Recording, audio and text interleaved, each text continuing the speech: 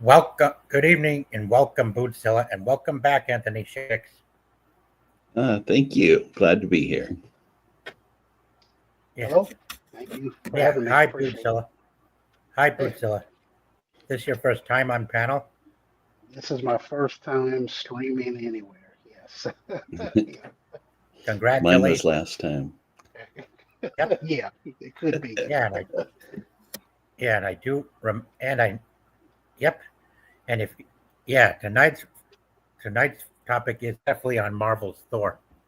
Let me just get the let me just get the let me just get this up.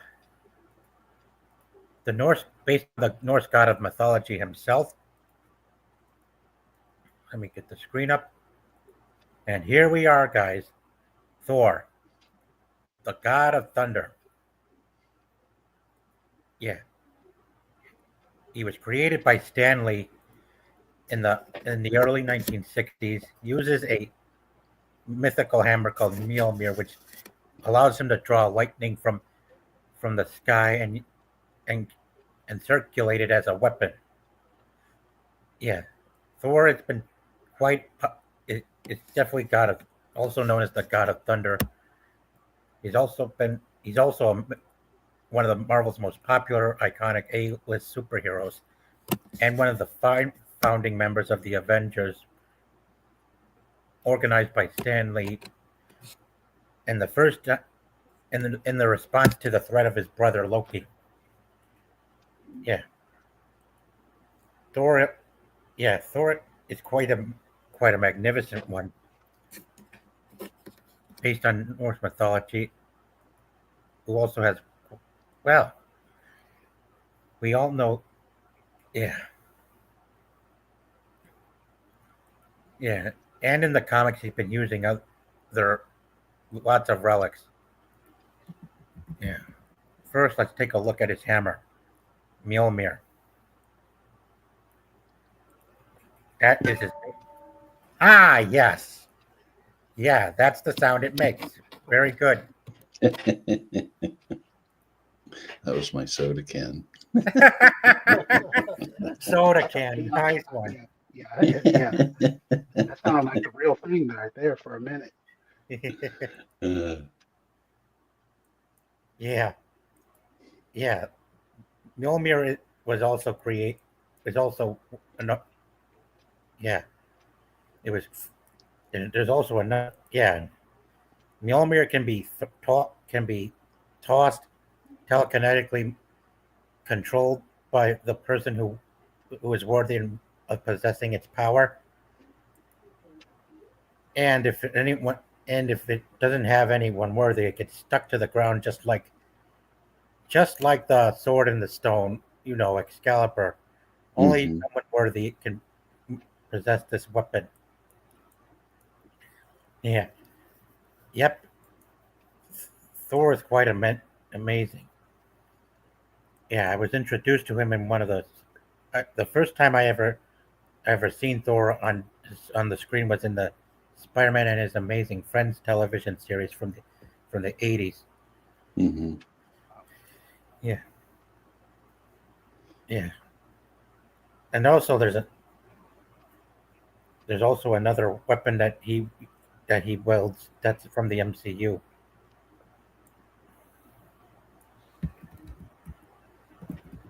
which is called Stormbreaker, which is said Mhm. to be made with the same material as his hammer.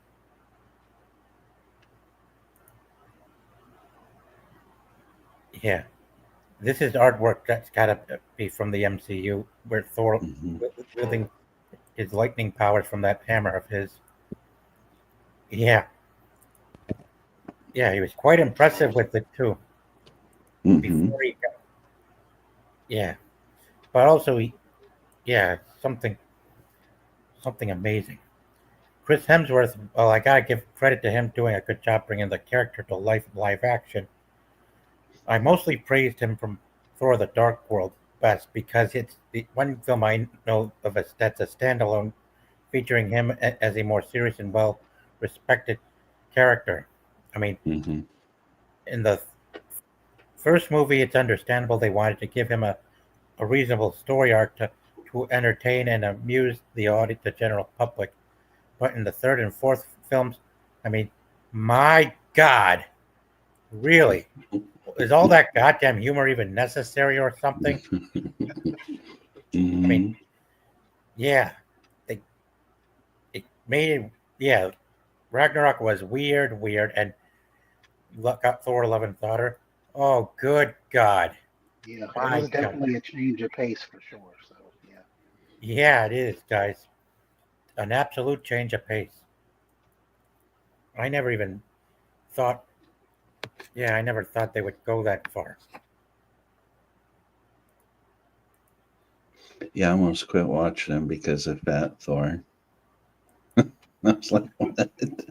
Which Yeah, one, Ragnarok or Love and Thunder? I don't remember which one it was that he had. He started the arc where he had to find himself. Yeah, that was what arc? I mean, the one he fought yeah, himself. yeah. Yeah, I don't remember which movie it was, but Oh, I know what you're talking he about. lost himself and he had to go on some kind of journey to find Yeah, himself. I think that was And Age of Ultron. Was it? yeah, but it was two. They did that to him in two movies, I think, and I was like, oh, we got to do this again. Yeah, no, yeah. It was Oh, kind you of mean with the humor and stuff? Yeah, well, Yeah. he did use it for humor. Yeah. Wow. Yeah. Yeah, and I can't believe what they did to him in Endgame, making him look fat and slobby or something. I mean, Hmm. gosh, that why body. God? Why go through all that trouble? Yeah, I hated Yeah, that. I really hated that. They I they wasn't really sure if that messed that was. character up. They Go really ahead. did. I'm sorry. Go ahead, Anthony. I was just gonna say I didn't know if that was part of the political movement at the time or what, but this doesn't make any sense that Yeah, I they know. would make the thunder god like this. Although it was comical, there were some pretty comical scenes in there. But Yeah. Fourth one was way too comical. I mean, melodrama and stuff. I mean, yeah, that one really did him dirty. Way too dirty. I mean, look with that scene of Odin flicking him naked and stuff. My God. hmm And a lot of other stuff that made him look like a buffoon. Jesus Christ. yeah, I mean, yeah, how could you do this to a great character? And yeah, Love and yeah. Thunder. I think that was Zeus that did the flick thing. Although the Greek mythology and the Norse mythology have a similar motif in that both Odin and Zeus come from a primordial being. Um, Kronos is the one for the Greeks. I don't remember the one for the Norse what his name was, but he had three sons, and Odin was one of them. And eventually, the three sons realized they had to next the father to form Midgard and have a world of life. Yeah, yeah, Was the yeah. other son? Um, was the other son Uranus? Maybe. Huh. I can't No. tell. Yeah, Yeah, I don't know. I think those are the I Lord Shadow. planetary names are Greek Yeah, or well, they're from the Greek pantheon, but I think they're Latin names for yeah. the planetary bodies. Okay. Okay. I see. Feel free to like and share this and help share the stream too while you're at. Oh, yep. I hope you're feeling okay, Lord Shadow. Yeah, glad you can join us though. Yeah, Hey, Lord Shadow. yeah, I know. Yeah, I know. Yeah, a lot. Yeah, a lot of crazy stuff's been happening lately. Yeah, yeah, a lot's been happening lately. Yeah. Hmm. So, which one is your favorite out of the four movies? Oh, that's easy.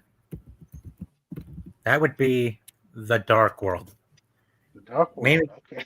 yeah, It's the only movie I know where Thor wasn't being treated like a clown or being done improperly or soiled. It's the only one that does him justice, where he is, Okay. you know, Where he acts actually like a Norse god instead of.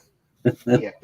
oh yeah, I do like the first one with Natalie Portman and Yeah, I do too. oh gosh, I can't remember the other girl's name. Cat. Um, There it is, uh, Cat Cat Dennings. Giddings. Yeah.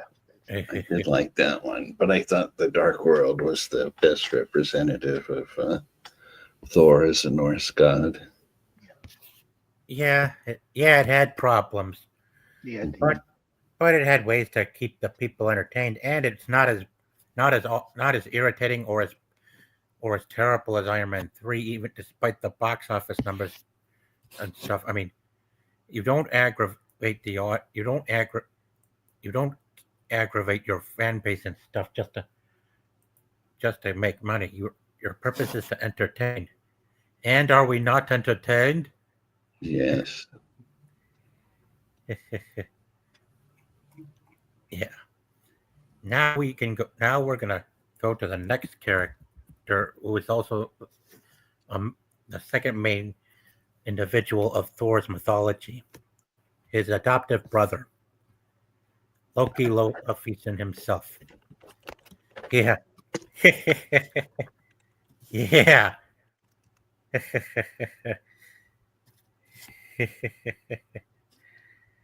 Yeah. Loki Laufeyson. Yeah. Played magnificently by Tom Hiddleston in the MCU. Yeah, he was introduced as not only as Thor's brother, but as his arch enemy from the comics. He is well known for creating illusions, spells, and is quite cunning and intelligent when it comes to scheming and stuff. Yeah, Tom Hiddleston definitely nailed it in the Avengers movie, which I which I see which I see is his number one role in movies in Hollywood.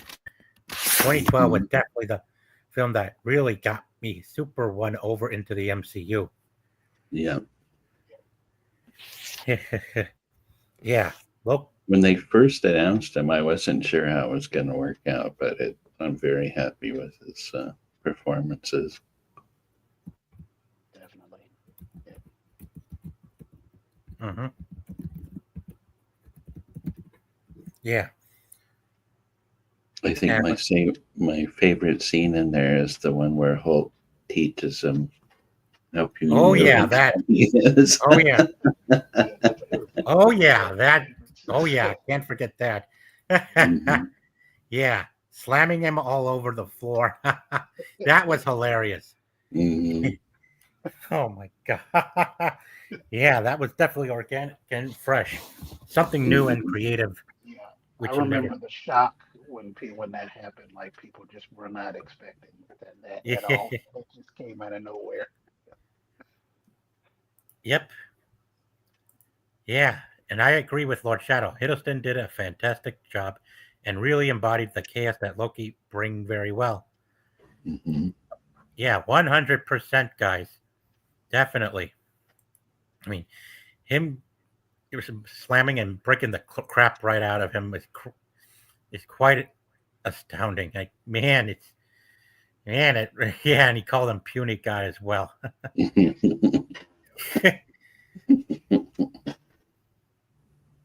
Yeah.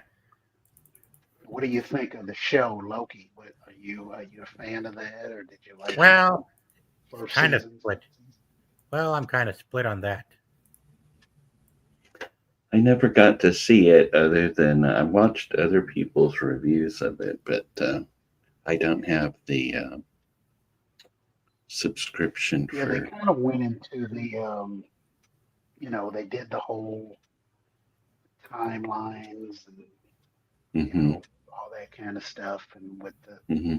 the Infinity Stones and things like that. And they kind of first season kind of went into that and the what do you call it the company that Owen Wilson works for. Hmm. I always forget The the name. for that. Time Yeah, Time Authority, something like that. yeah, Time Authority. yes, that's it. Yeah, they went into that, and it kind of just, I don't know, it just, I mean, it's like they changed it, because at first, he's evil, and he's the nemesis of his half brother, and he's really trying to, impress his father and everything, and he's trying to do things, and then they just Yeah, kind of just changed him from that time period to the show, and they sort of made him like almost like a good guy in a way, like yeah, and like a guy with some, that I started to develop some little bit of sympathy for a little bit. So, but then I Hmm. started to remember what he was when we first saw him in the Thor movies, and it's like, they just, did what they One of normally the do. scenes I thought really demonstrated him was, and this is later in the series, when Captain America went back to get all the Tesseracts, Yes. and Y- a big oh, conflict happened, and he just stepped back and watched everything that was going on, like he was trying to pick just the right moment to do something, bring all the chaos into the issue. Yes. I thought that was pretty key on Loki yeah, staying out of trouble and using his perception when to strike properly at the right time. yeah. But it's a shame they never bothered to introduce the Enchantress into the MCU. I mean, Hmm. that was quite a that was quite a disappointing downfall for Disney and Marvel to turn down back in back when they started doing Thor and the sequels. They literally turned down the opportunity to to use Enchantress as one of the secondary antagonists of the Hmm. thing. All just because they were not in the mood of increasing their budget and hiring more folks to Hmm. play these roles. I mean, Brooklyn Decker would have nailed it as Enchantress if Paramount and Disney had bothered to take the opportunity to get their heads out of their asses and look into the source material more, and then we wouldn't be where we are today. Hmm. I mean, yeah, Very true. Yeah, I can't remember her name, but I Aurora is think her name. she gets I think it's Aurora. okay. Is she the one that gets her essence gets trapped into the huge armor suit? And I can't remember the name of that Oh, either. I think I might have seen that from. I think I might have seen that from the animated series Earth's Hmm. Mightiest Heroes when she was kidnapped and compromised by Surtur. Hmm. Yeah, Kerry Walgren did a did a good job voicing the character in this high quality animated Avengers show. It's Hmm. quite a bummer that when Disney came in to buy the thing out, they ended up canceling it just so they can make their own show Hmm. while basing it off while basing the models of every character off the MCU. Hmm. I was Enchantress, really looking forward to seeing what Disney was going to do when it purchased these properties. I'm so disappointed in yeah, how I it know. turned out. Yeah, Because before they bought this and Star Wars, they had a pretty good track record. So I thought they're gonna. Well, I think they attempted to do something special, but I don't know who was coming up the works. yeah, yeah. But Disney, Hmm. they're just too lame and gay to give a damn. Yeah. Anytime they say they're gonna remake or reboot something, I kind of cringe. Yes. And what are your thoughts, Lord Shadow? You think Enchantress should have been included in the MCU as soon as they started doing Thor? Yeah, because that would have helped too. Hang on.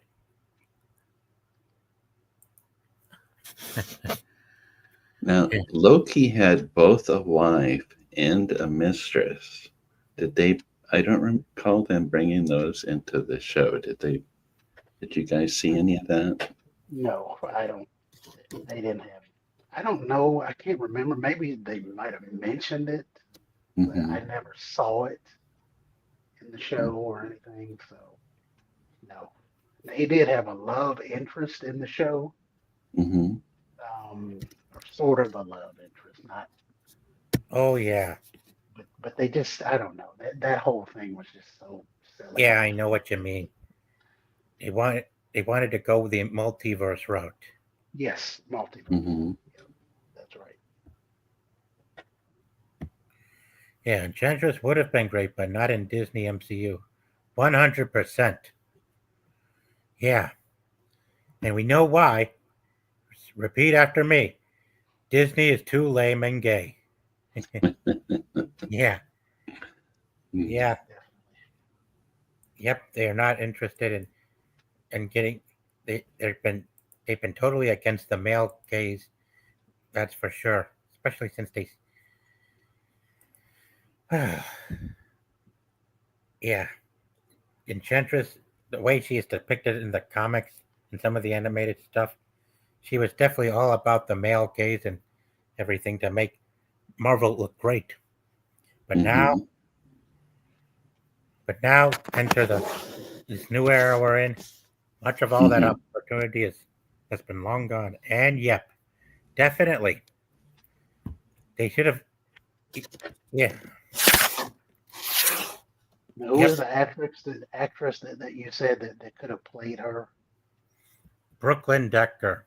Brooklyn Debbie. Yeah, okay. Yeah, I remember her. Yeah, she would have done a magnificent job bringing the actual version of the character to life if they had not been getting too egotistic on deviating looks and stuff, as well as deviating on the story as well. Too much deviation can definitely kill a franchise and people's trust in it. Mm-hmm. And yes, it is the same reason they emasculate the male characters all the time. Can't have strong male role models anymore or a beautiful feminine hero. Exactly. And they can't seem to give us beautiful feminine villains either, or even give them good stories to flesh them out with in the movies and the shows. It's just Mm-hmm. all about getting things done and out of the way, like they're in a rush or something. Wow. Yep.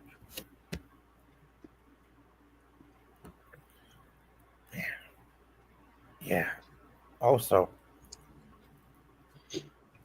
next up, next up, we all know who Thor's father is, correct? Mm-hmm. Odin. Odin. Then, Yep. The almighty ruler of Asgard. Oh yes. The main problem these days is all about agenda pushing and not entertainment. 100%. mm-hmm. Yep. And here is Odin, portrayed.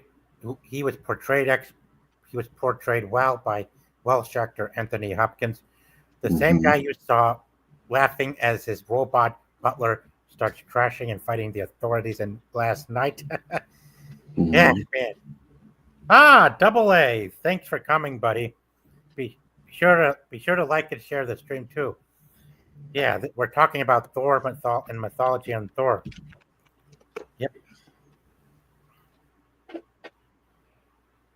Yeah, and if they had made actually entertaining and true to the story films, they could literally print money. Mm-hmm. Definitely. Yeah, I mean, yeah. Odin is like the was like one of the main for one of the overarching characters of the franchise. He was the he in the he was wow. He was the ruler of Asgard in both the comics and the MCU. And and he is he has he has a big spear. He has more power. He's just as powerful, or even more powerful, than his son Thor. And he's also the ruler of the nine realms of Asgard. Hmm. Yeah, he and his two brothers made Midgard and everything in it. Mm-hmm.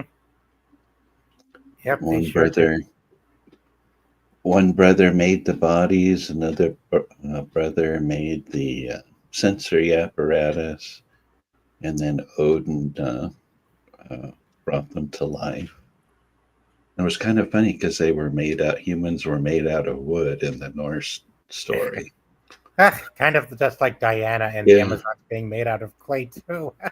yeah, yeah. Yeah, and I discussed it 2 weeks ago with other folks on panel as well. Hmm. Yeah, it also says that he's like, um, from what I'm learning, that because I didn't know much about Odin, but it says he's like a very powerful source of energy. So Hmm. he has a number of purposes, including energy projection, creation of illusions and force fields, levitation, things like that. So, and he's got the same abilities as his son Thor, but just a greater degree. Yeah, yeah. There's also a thing called the Odin Force, which is basically the main source of Odin's power. Yes. Hmm. Yep. Yeah, he gets that from sacrificing his eye at the, I want to say it's a tree of life, but it's got a different name. Well, that's what I heard from the anime series about the Tree of Life being the Odin Force. Hmm.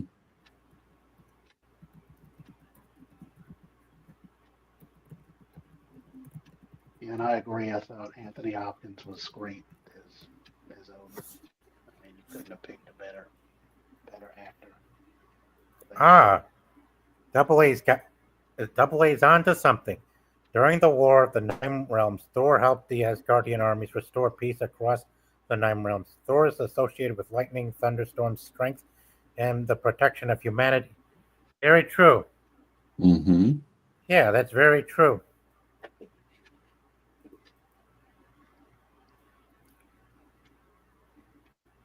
Yeah, very true. Yeah, Odin does have brothers, and one of them is called Karl Borsten. Yeah, an evil-looking guy who is. Yeah.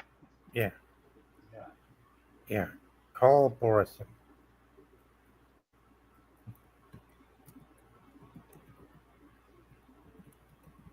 Let me look that up. Yeah, there he is. Odin's evil brother, Mm. also known as the Serpent.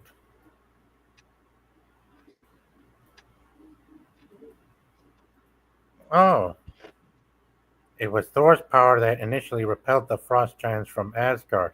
Yeah, that's also a good fact.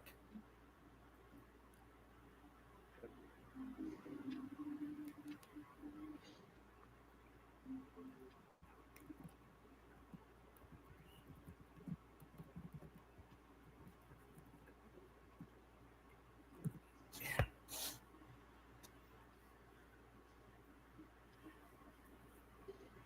Yeah, I know they had two, well, they probably had more, but they had two tribes of God, the Asir and the Vanir.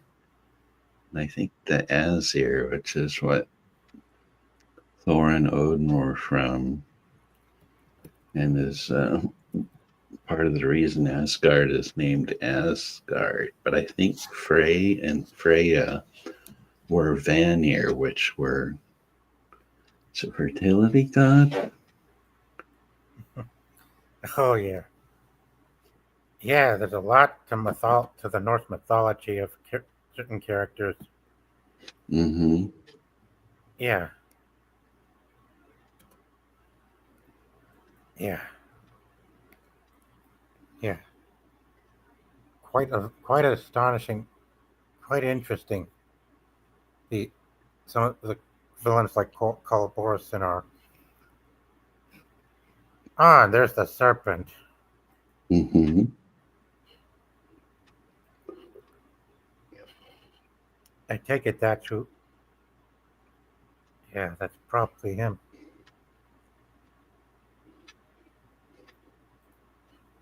Yeah, Thor fought against this guy in the comics, and he seems to be quite a, um, quite a menacing threat. Mm-hmm. Wish we could have saw that in the movie.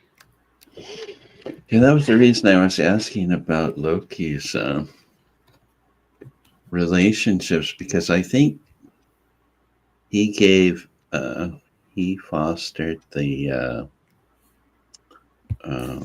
giant serpent who was going to be the death of Thor, essentially at Ragnarok. And was it the Fenris wolf? Yeah, Fenris Wolf. Mm-hmm. And I thought that would have been, if they'd have put that in there, that would have added some really good allegory to the story, if that's the right word. Mm-hmm. Ah, Syphax. Hey, Hey, Syphax, welcome would aboard. you like to jump in? Straight, if you want to jump in, Syphax, here's the link. And how is things going? And how are things going, Slipknot fan? Yeah, the serpent does look awesome. Yeah, it's said to be Carl Borison's beastly transformation in the comics. As as such, yeah. Oh, that's good.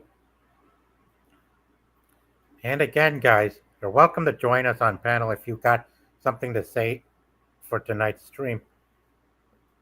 Now, let's let's get back to Fenris Wolf. Oh, hang on. Oh well, hang on. Wow, man, I get sidetracked. Yeah, Fenris is quite a massive beast, like creature and an adversary for. Yeah. Oh, sure thing. Yeah, that's great, Cyphex. Yeah, I'll send you an extra link on X.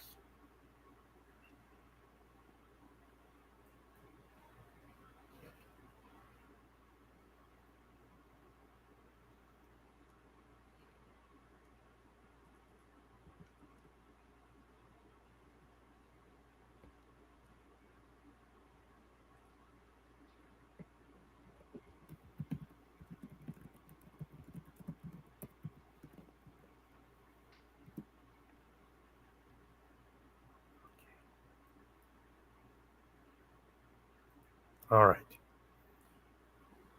I've sent you the invite. I've messaged you. I did message you the invite to the panel on X, Cyphex. Be sure to check your messages. And if you got something to contribute, feel free to share it too. All right. Now, let's get back to Fenris. He is kind of a creature that's associated with Loki, but also with another evil goddess. And that would be who they just turned from being Loki's daughter into his sister, which is crazy too. And that would be Hela. Yep.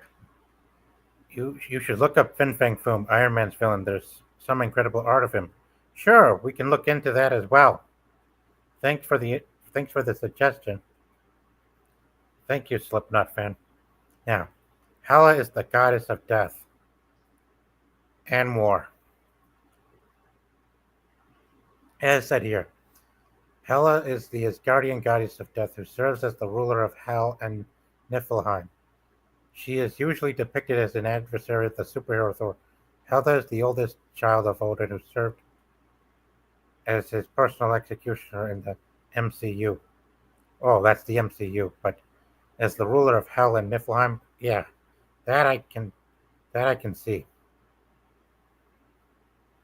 Now they had one goddess named Hel that Odin put in charge of the dead who were killed, uh, basically in stupid accidents and whatnot. And she had half of her face was beautiful, and the other half was of a dead person, where the skin had come off and you could see a skull. I wondered if they kind of rolled her into that. That's possible, man.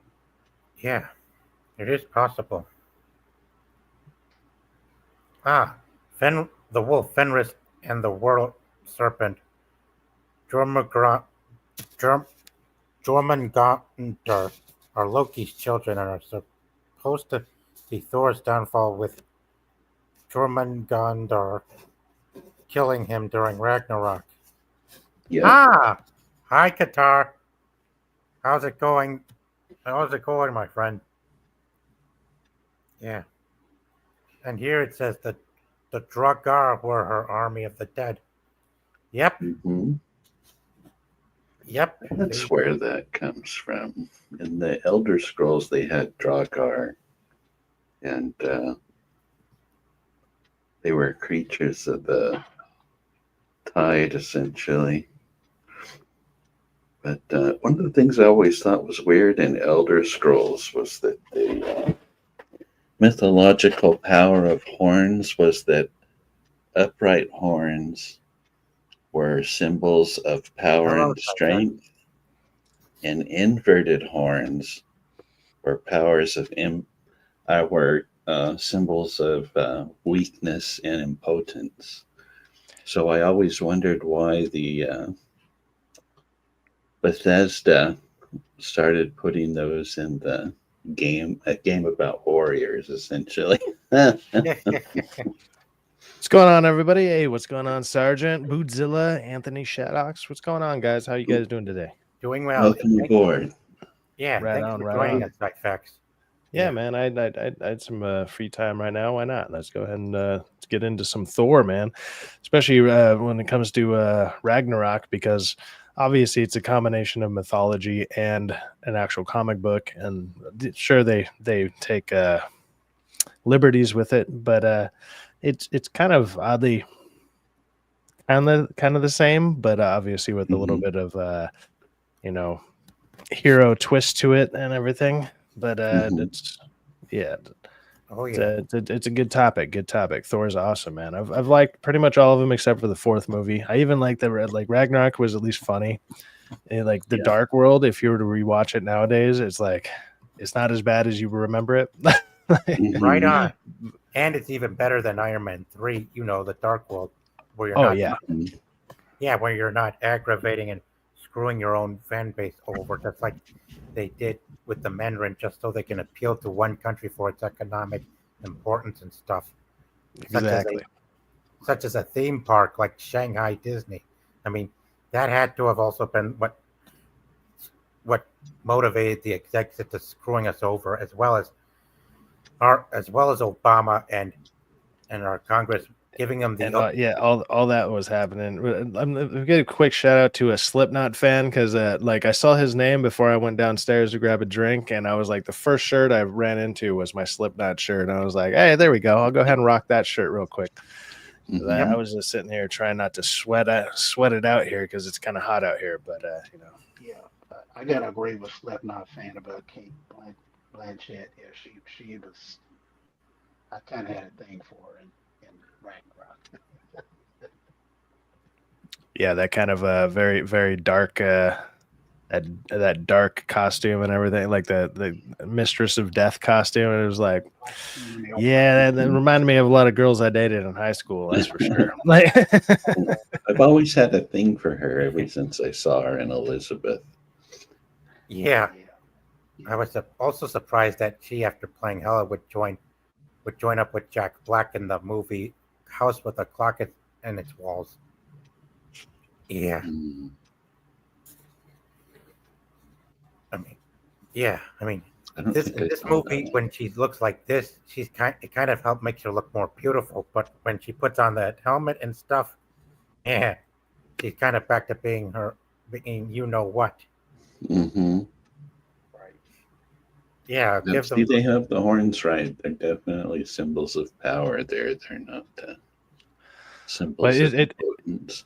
it shows like how much range she can like even look like. I mean, you see her in Lord of the Rings as Galadriel, you know, like this epic Yeah. thing of beauty, and now you see her as like this epic thing of death, and Mm-hmm. it just fantastic. Like she's one of the greats for sure. Like there's Yeah. movies that I've gone out of my way to go watch just because she's in it, because I know I'm gonna find like a good like she's gonna deliver a great performance. You're gonna have a good time watching her on the screen in general. And Mm-hmm. yeah, so I still will give her a shot. There's plenty of actors and actresses out there like that, but she's definitely one of them. She's high up on that bar. Yeah. Yeah, Yeah. I but think my the main flaw with her character was mainly that Kevin Feige and the studio chose to make her Odin's daughter instead of making her Loki's adopted daughter. You know, from the comic, she was Loki's adopted daughter and Odin's adopted granddaughter. But the Well, MCU, I think that's because the mythology. Like, I think they went with the actual mythology instead of the comics. So that's probably a bad choice as oh far as stuff like that. But I think in the mythology, she's one of she's one of oh my god, why am I blanking on his name? Odin's daughters. Like, but so they probably just changed it like that just because I don't know, mythology might override comics. You know. yeah, it sure does too. yeah. Yeah, even in Wonder Woman. Yeah, which I covered last 2 weeks ago. Also Thor's got us up. You all know Jane Foster, right? Mm-hmm. Yeah, Jane Foster, Yo, who eventually you mean the new Thor? No. Lady Thor, but at first she was. At, you also know what? Yeah, her character was one of the first to undergo, these quote unquote creative differences, just like Whiplash from Iron Man 2, and include. Yeah, yeah, yeah. Jane Foster originally started out as a nurse in the comics. Mm-hmm. Yeah, Oh, okay. but in the movie they instead made her an astronomer just to simplify and stuff, make her more connected to Thor and stuff.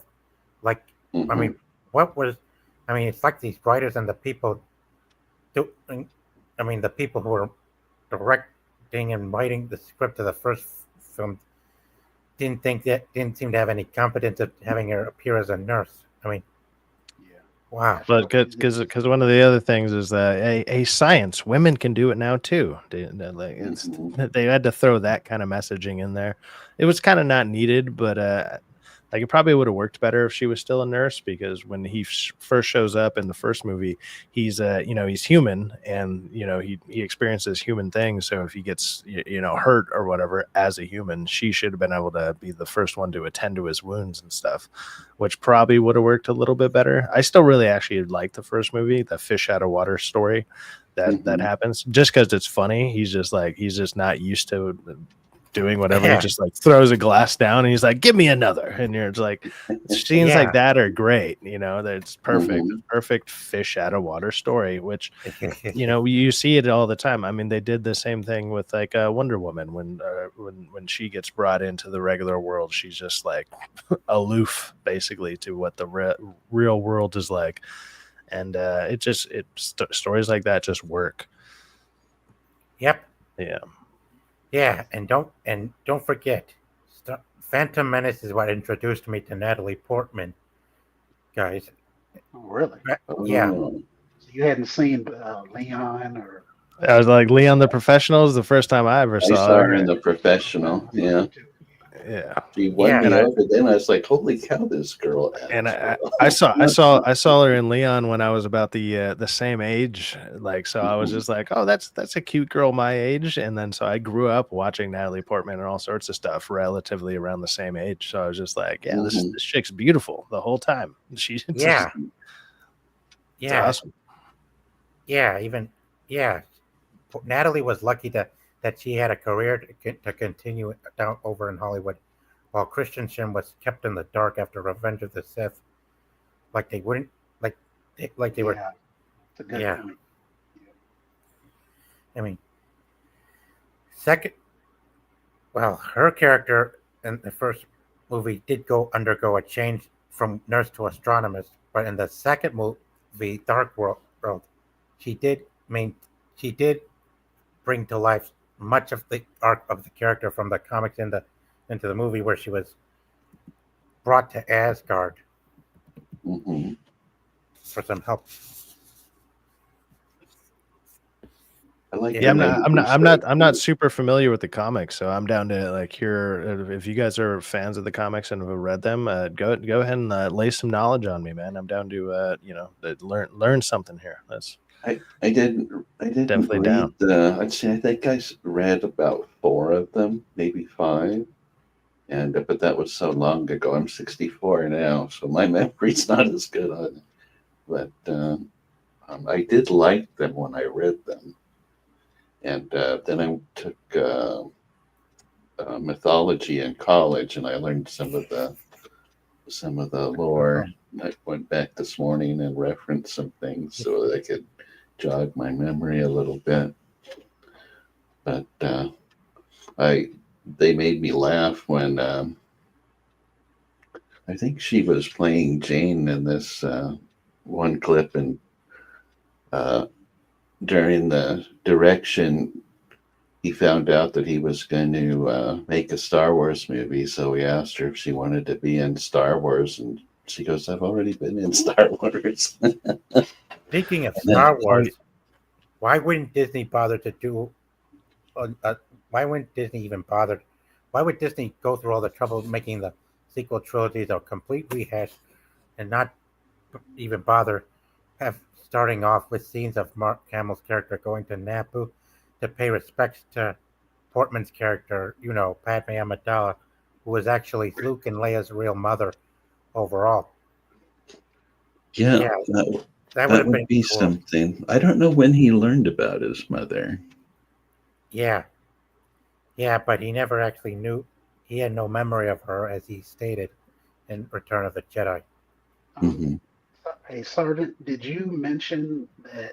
Because I think I remember this from the comics that Yes, or Jane Foster, she her ex-husband and son that like died. Was it like a oh, car accident or something like that? Do you remember that? I don't think I remember that at all, Bootzilla. I mean, Okay, I haven't I even think I gone, remember I that. I haven't don't gone know. that deep into the comics, but Okay, I know I know her when Portman came back to reprise her role. Her character was recently dating another guy that was played by Chris O'Dowd.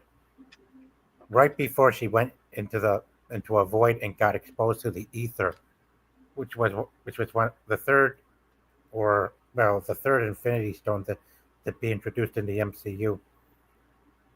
Yeah, Well, I'm reading it now. It says that tragedy was inflicted upon Foster when her ex-husband and son died in a car accident, and she contracted Oh, I this. didn't know about that. So yeah, that did that. I thought I remember that, but I just yeah, couldn't place. Yep. yeah, yeah, yeah. There are some scenes that the studios are able to bring to life from the comics into the movies, and some that they decline due to due to lack of patience and other contributing factors of what goes on inside their heads and Yeah, and their that's probably business. that's probably a bit much right there to get all that in there. They probably didn't want to deal with that. There's a lot to unpack, and like that's kind of like a side character, and like even though sure it's his love interest or whatever, but I mean what they ended up doing to her later. I mean, you see it in even like the Avengers film where it's like, oh, where's Jane? It's like, oh, she's doing something in Africa. It's like just an easy Hmm. line to write in there just to throw her away. It's like, well, the actress doesn't want to come back, Yeah, like What do they yeah. call that? Probably should have. Friginer? They fridged her. Yeah, then they call it fridging or whatever, which was like a joke Yeah. term, but now they just run with it. You know, yeah, Mhm. she probably shouldn't have come back because of the studio being compromised by hacks who are trying to create their own modern audience just to have influence on in the future. I mean, and but they did bring her back just to fulfill her transformation into Lady Thor, and I just can't believe they would call she would proclaim herself to be Mighty Thor when that is mostly an alias for Thor. I mean, what the hell was going on down there, guys? I mean, Taika Waititi, what the f were you doing? Drinking on so much goddamn it's booze and shit. it's so crazy to see like this movie. Like, so you see like Thor: Love and Thunder, and it's like Ragnarok. Sure, it had like it had probably maybe too much humor. That's kind of a lot of people's arguments against it. Is like it's not supposed to be that funny, but it's like a lot of the humor worked, other than the typical James Gunn style humor or the Taika Waititi humor, which is Mhm. they can't let a moment last. So it's like, you know, they see he sees his planet blow up, and then 5 seconds later there's a joke being dropped, and it's like Yeah, they need to stop with stuff like that. You need to let the stuff have weight behind it, and when you just constantly have to alleviate the audience of this emotional thing that just happened, it stops being serious. It stops being like you stop caring about it. And when they do that all the time, you know, that's what a lot of people are even probably assuming that like Superman will do. And there's a possibility that that'll happen because it's James Gunn and that's what James Gunn does.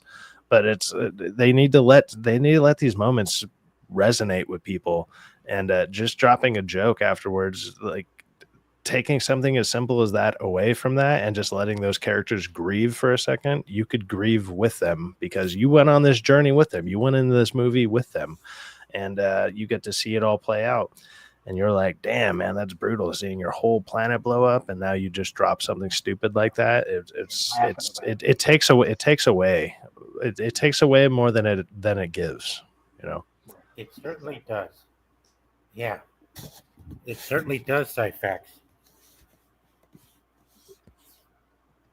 Yeah, but also there's also Sif.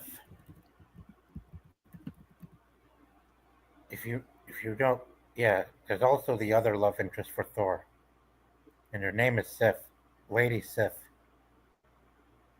a fierce warrior of Asgard, and a well, and who is also who pretty much devoted her loyalty to the to the leadership of the of the realm, and she was played by actress uh, Jamie Alexander, yeah, who I never heard of before, who I've never even been familiar with until the first Thor movie. She was She also was a character actress for a while, I know. Played a lot of different parts in the Yeah, film there's industry. a lot of side characters in like the Thor universe that were character actors beforehand that you saw them in, you know, some type of medieval type of setting or whatever. That's kind of like the roles that they come from. But she was fine in it. She just doesn't have enough lines, and it doesn't build into the possible love interest there, other than okay, this is somebody I'm fighting with, and you bond with them, whether you bond in brotherhood or if you're fighting like with a woman by your side, maybe you're going to bond in a different way. But it doesn't show enough of that to like make that character a enough of a love interest. But then when you see the way that he reacts to like Jane Foster, is just like, damn, like there's sparks there, there's a connection there. You don't see that with this character. You know, it's like, that's just my best friend, that's one of my best friends, we grew up together or whatever. Sometimes that works out, sometimes it doesn't. I might be somebody who that didn't work out for, but you know, life happens, it's all good. But so I understand them not going that route, but hmm Well, I what mean, I can't believe though is that they didn't even think to bring Jamie Alexander back to play Sif in Ragnarok. I mean, why the plot holes and stuff? what? I mean, where was she? I mean, Well, doesn't Yeah, she die? Doesn't she die though? that's what I Doesn't thought. she? I thought she died in Dark World. I thought, but maybe I'm Yeah, missing. like no, I think she dies with the attack from Hela. Like Hela comes in, she is there for Oh, like a second, and Hela comes in and just kind of kills all of the merry men or whatever they're called. Like it just kills all the people that he's around, and so she just wipes them all out. yeah, that's With right. that initial attack, so they all die. yeah, but I did see her Jamie Alexander return as Sif for Love and Thunder. I mean,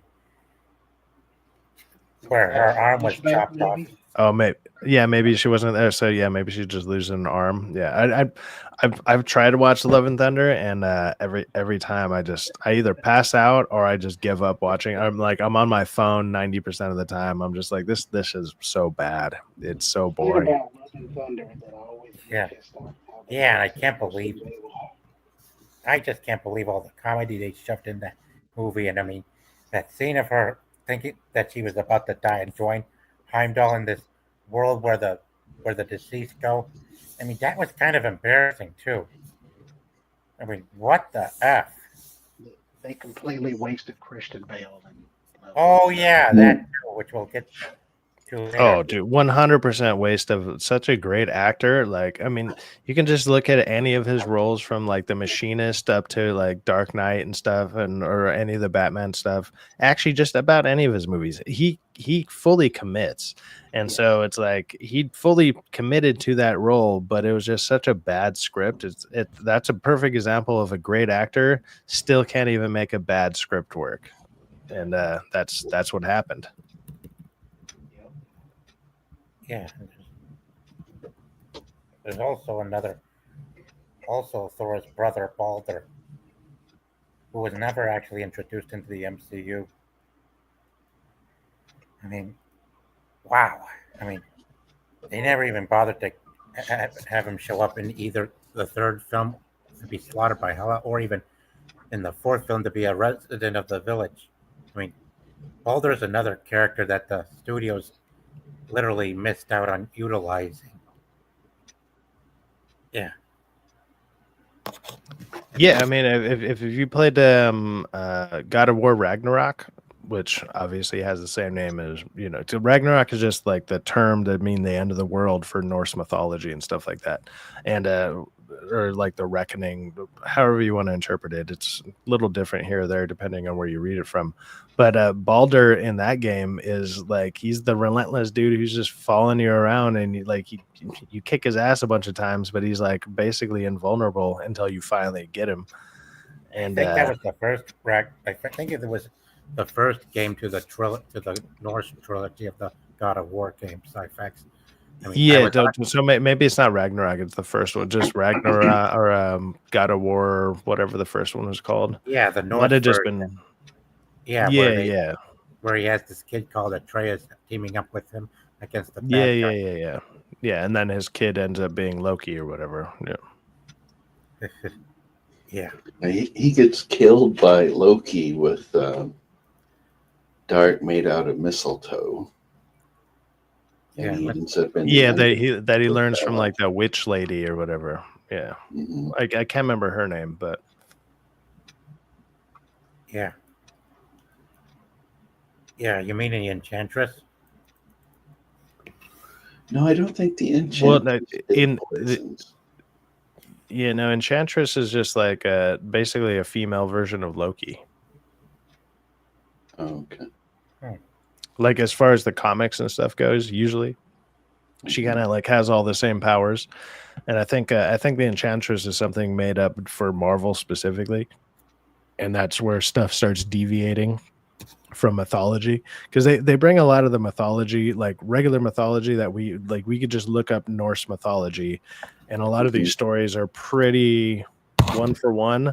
But then of like I was saying earlier, they add in the superhero aspect to it, and they got to make it more a little grounded and more reality based or something, just because that doesn't totally work for superhero stuff.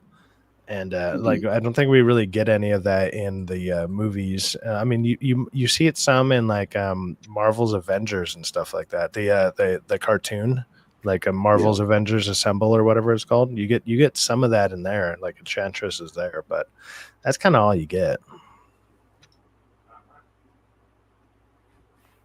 Yeah, very much so. And this is who Boulder is supposed to look like in the God of War game. You know, where he was this dude, random dude, who's been following Thor and his son around just before he, in the end, got his neck snapped by. I mean, Yeah, he's following Kratos and Atreus around. Yeah. yeah, Kratos. I forgot the name. Sorry. Mhm. Yeah. Norse mythology is the Norwegian version of Greek mythology. But also, Yeah, sort of. Yeah, there are some similarities. Thor also doesn't just fight against his brother, but also fights against a variety of villains who are based on myths of Norse mythology. And now we come to one of his arch enemies, along with his after Loki, Malekith the Accursed. Yeah, Malekith.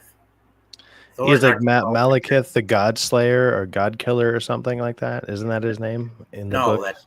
he's not the god butcher. Or no, not Gore. Yeah, so that's Gore. My bad. Yeah, this is Malekith. Yeah, Malekith was the villain from Dark World, but this is who he traditionally looks like in the comics. I Yeah, remember him from he was in the movie too. Yeah. Yeah, he was Dark World. He was Christopher Eccleston or whatever.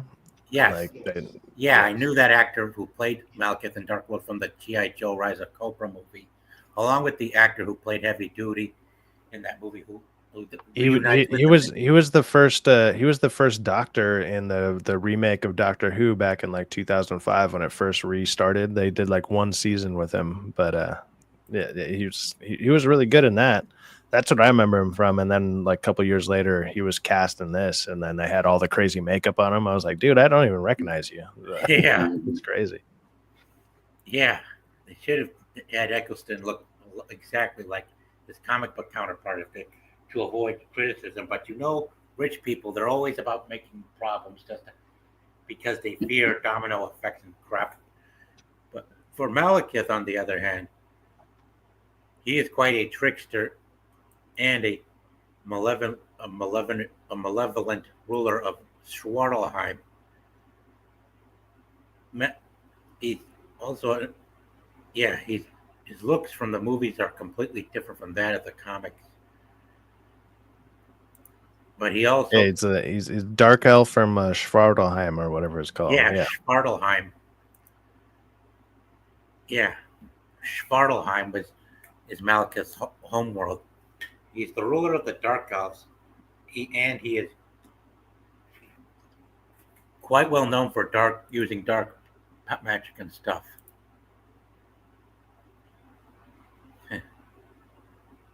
Yeah, even puts on clever disguises too. I mean, this guy is, huh, yeah, skilled in magic too. Skilled in magic and quite devious. Malekith would, heck, there was also also a story arc where Malekith. Well, yeah, yes, here it is. There's also a story arc in the comics where where Malekith gets a hold of the Mandarin's rings after the Iron Man's arch foe himself was put into comatose by Ezekiel Stain. Yeah, they literally did an arc where Malekith gathers the rings of the Mandarin for himself, which, yeah, quite something you wouldn't expect people to do. Have another amazing villain who hasn't been getting much traction as Loki. Hi Emily, nice of you to stop by. Hi there. It's quite fascinating. Malekith's quite a fascinating and cunning supervillain. I mean, he was quite the devious one, and quite something else. I was first introduced to the character from Earth's Mightiest Heroes. Yeah, the animated series where he was voiced by Quentin Flynn. Yeah.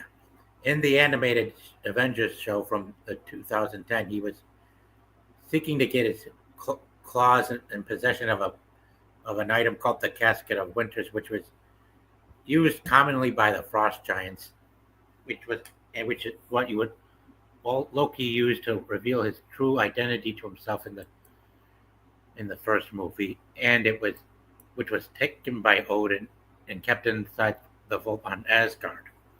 Malekith, on the other hand, in this movie did not come for the Casket of Winters like he did in the show.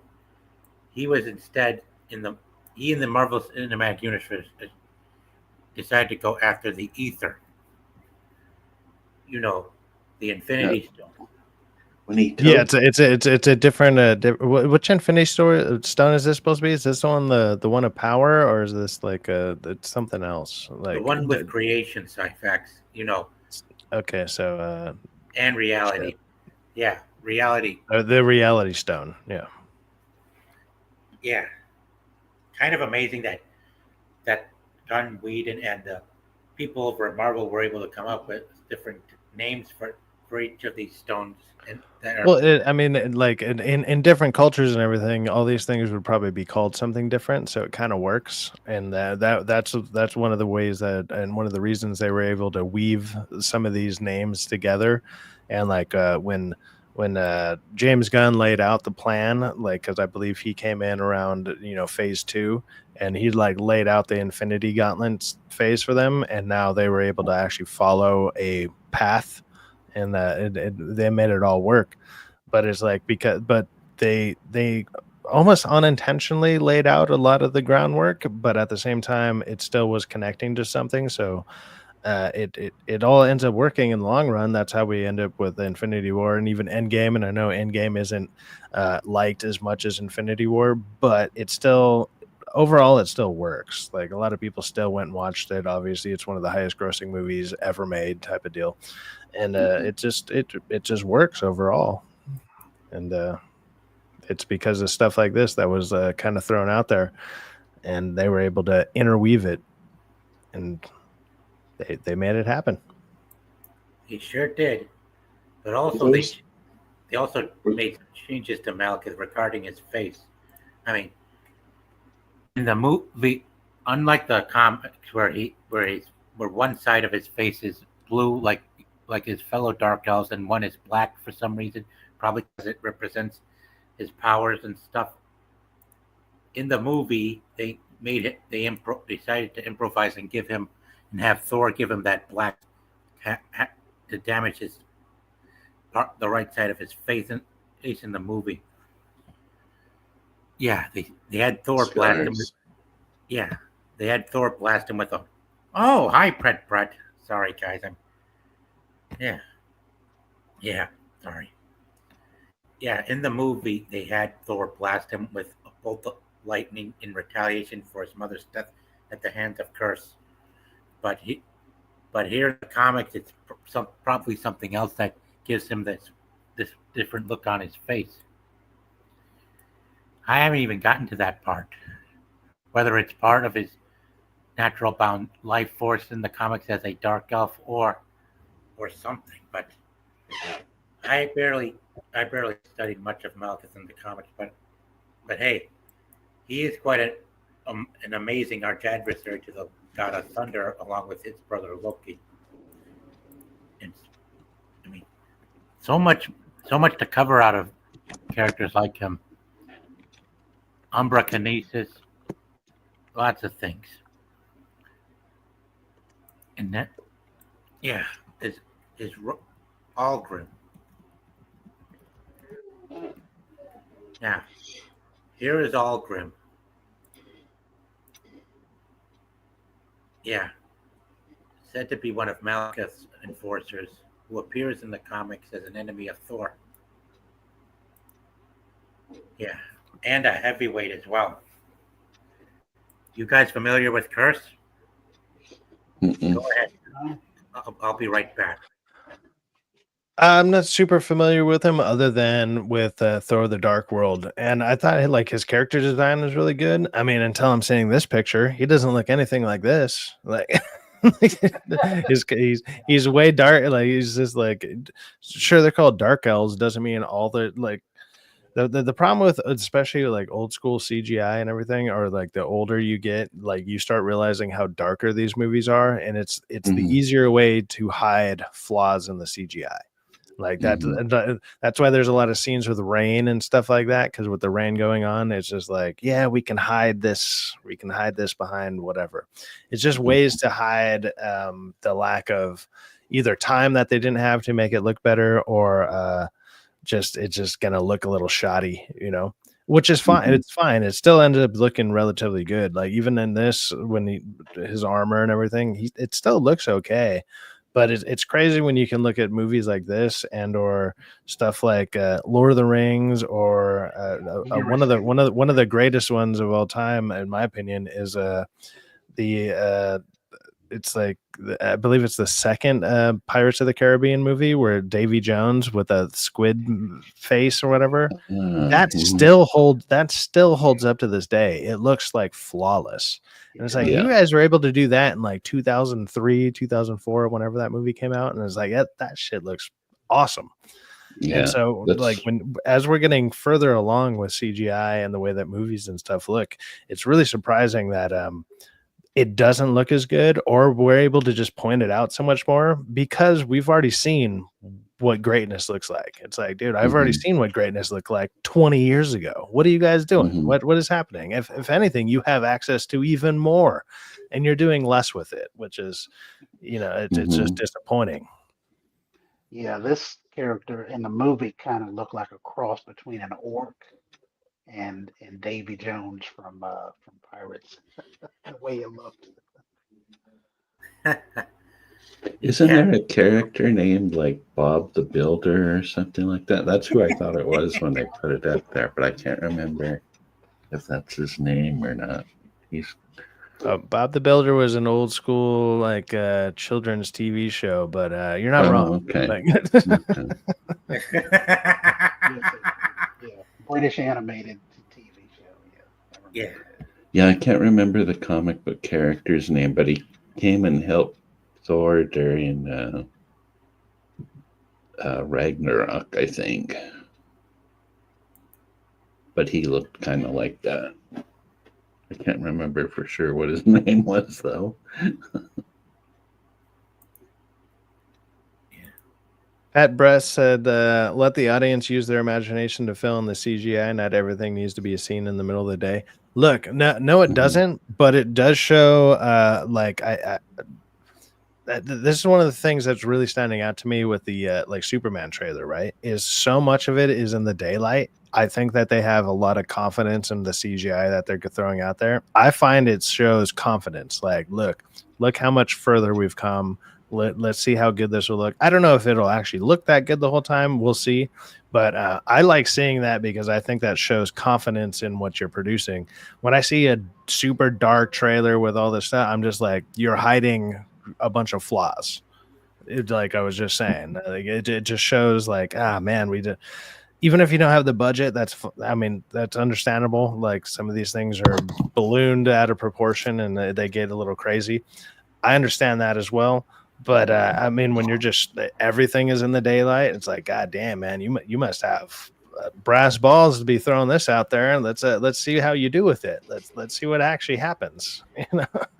I Yeah. was wondering if some of their veterans retired out and then they got all these new green people in there, and that's why they were having all this trouble making the CGI look right and whatnot because they just didn't have the experience. And there's heavy duty from the G.I. Joe Rise of Cobra in the form of Malekith's second in command, Algrim, Uh, who ends up becoming the last of the cursed. Yeah, curse. The alias of Algrim the Strong. And in the movie, this is, well, yeah, I can't pronounce the British actor's name that played this guy, but yeah, this is who played him. Yeah, Algrim. so deep. Yeah, in the this is who Holgrim looked like in the Yoast animated universe. Just before, yeah, which was different from how he was looks in the comics, and right here where he has this dark, sinister look to him, and much different from what we got from him in the movies, where he was more more like some more like some kind of creature or something like that. Yeah, let me just type it in. Dark World. I mean, first they had him start at the character start out looking much exactly like Malekith and the rest of the Dark Elves before using this certain device, certain crystal stone that he used to Yeah, turn into this. yeah, there it is. The orc and the he kind of looks like an orc, Yeah, um, an orc. like character. Yes. Yeah, they made him look like an orc. When Loki was in prison in one of the films, they had a guy with a gem that made him blow up or something, Yeah, and he ended up escaping from prison through that.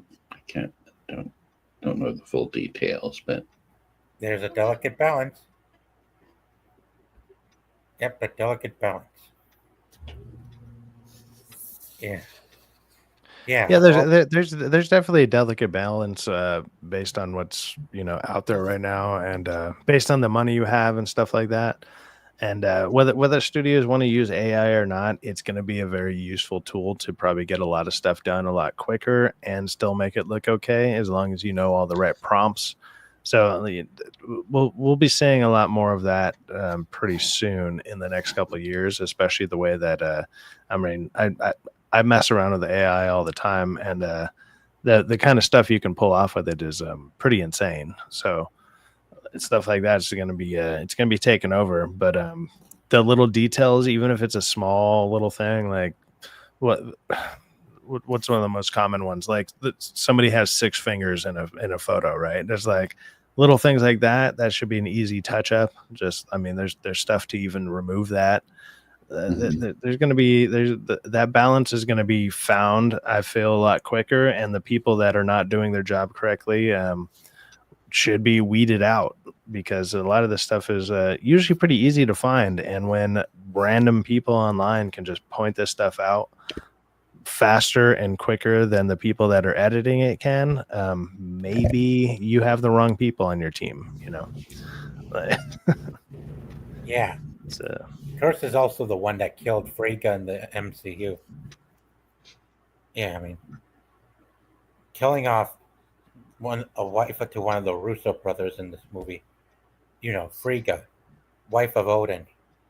Yeah, her death kind of made Odin forget the wise, responsible leader he was in the first film, which fueled him up with rage. Now Thor ends up becoming the smart one. Of course, this guy. Of course, her death was avenged when Loki tricked Curse into thinking that he had killed him, only for him to trigger one of his grenades and causing it to implode and destroy him for good. I mean, yeah, Loki sure pulled the wool over his eyes, kind of like he did in the animated movie where he killed him, as what I'm told. Now let's go to the frost giants. Yeah, the name of the group of enemies that are most commonly fought against by Thor in the comics.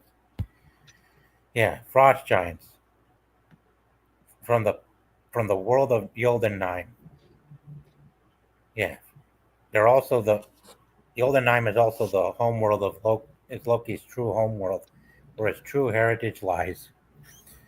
And their leader is said to be and their leaders of Jotunheim are known to be Laufey's son, and the another one who you would know best as who gosh, I'm stuttering too much. Ymir. Yeah. Yeah, there's another one another leader of the frost giant race is called Ymir. Yeah, frost giants. And up there, if you could see this, there's a Funko of Loki in his blue frost giant form. Yeah, frost giants started off as antagonists in the first movie, who were baited into Asgard by Loki to stir up so much mischief. And he would and also, speaking of Laufey,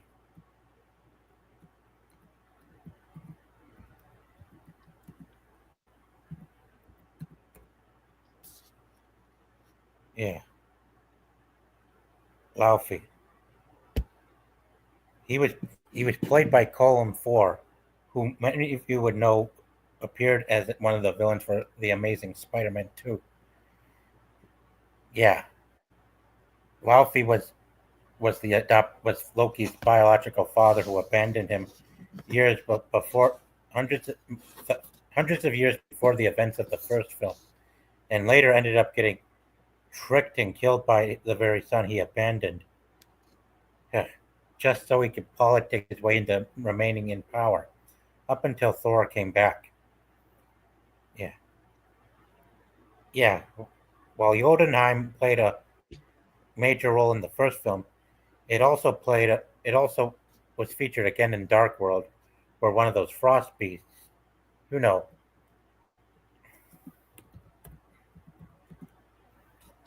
Hey, Garatina, man. So I have a birthday party I need to attend in about 20 minutes. I need to shower and get ready and go do all that.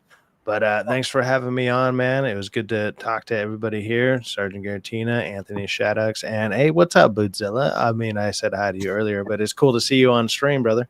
And thanks for joining mine earlier as well. But I need to bounce. I need to go get ready, get all, do the 3 S's, man. Shit, shower, and shave. Let's get out of here. But Sure. Thanks for chatting. Take care, man. Thank you. Absolutely. You guys have a good rest of the stream. And hey, man, Thor talk is great. And keep subscribe to Sargentina. Subscribe to anybody on here who has a channel. And I'll catch you guys all later. Peace out. Take care, Cyfax. Anyway, in the second film, guys, the Frost Beast, the same kind of creature that Laufey tried to kill Thor and his companions with. Another one made its appearance in the Dark World, where it was dragged into Earth by the Convergence, and it started killing some of Malekith's dark elves, which is quite interesting, considering that these things are very dangerous, that are big and dangerous. You'd be surprised they would have them come back as somewhat awkwardly supporting roles. Is it a wolf? Supporting roles. Okay. Sergeant, Yeah. did you mention that Loki found out that he was a frost giant? Did you mention that? Oh yeah, I forgot. Thor? I didn't know if you mentioned that earlier. I didn't want to. Yeah, I Loki. think Didn't want to. Joseph Campbell would say something like him being taken from his people was the sin that caused Ragnarok to happen. If he'd left Loki there, I'm talking about Odin, then Ragnarok wouldn't have happened. Yes. So I just thought that was an interesting tidbit. Yeah, that is interesting. Yeah, all because he was adopted. Loki ended up triggering the events of Ragnarok. Mm-hmm. Yeah, quite a tale. But there's also more.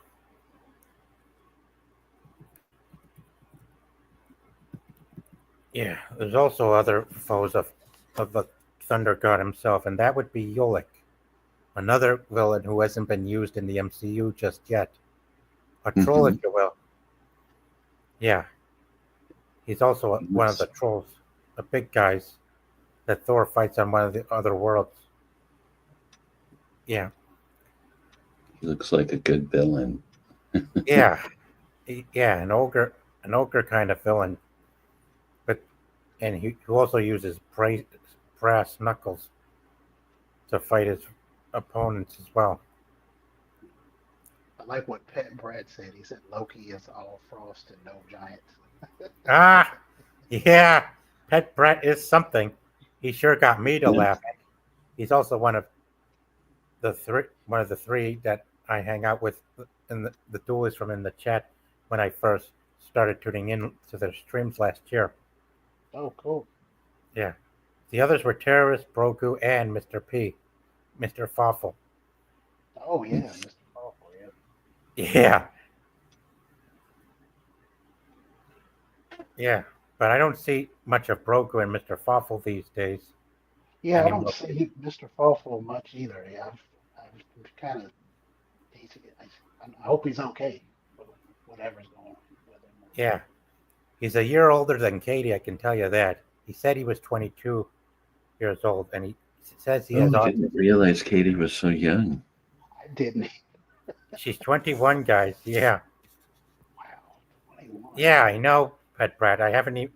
Broku doesn't seem to be much of a participant anymore, Oh, mainly yeah. because of the hurricane situations that have been going down in the south. Oh, wow. Okay. Yeah, I know. I hope everything's okay there. Yeah, I'm sure. The smart people usually have better luck at surviving. Oh, yeah. As for survival, Thor really. Yeah, Yolik's been quite a. Yolik is yet to be used in the MCU, and if they're looking to do a fifth one, they should look into using him and another one called Mangog. But for now, Yeah. If they do a fifth movie, then please no more Taika Waititi, and let's get back to the basics a little bit at least. I don't mind some humor, but we gotta do something with Thor. So I know Chris Hemsworth has talked how disappointed he was with Love and Thunder. Didn't Chris release something lately that he thanked everybody for the no idea. But Yeah, I'm the not time sure. he spent All I playing Thor? know, yeah. Well, all I know is that he was disappointed in Love and Thunder.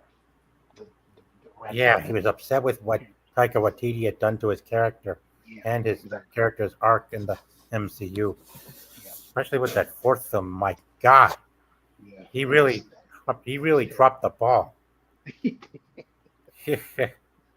Yeah. really did.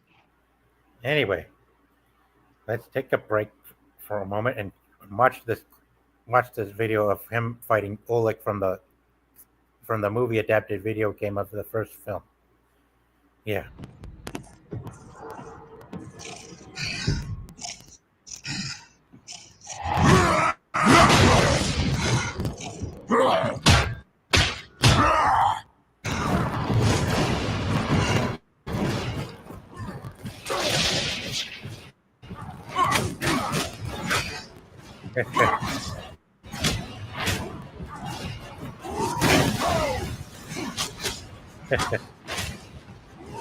Look at them go. Wow. I'm surprised Thor hasn't thrown his hammer yet. Yeah. Yeah. Maybe he's saving it. Video games seem to bring out the best in characters. There it is. Wow.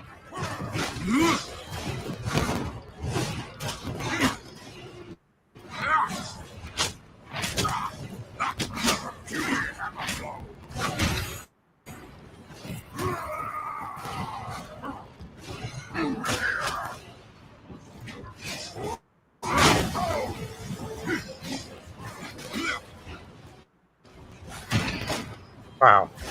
That's gotta hurt. Oh.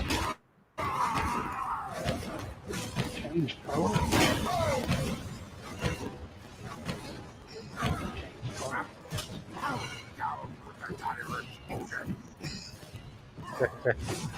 Wow.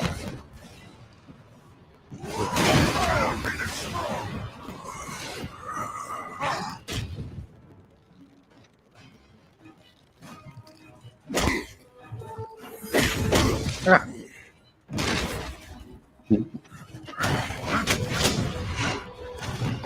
Wow. Fighting inside that chamber with all that energy shooting out is quite dangerous. Yeah, it looks like it's extra hot.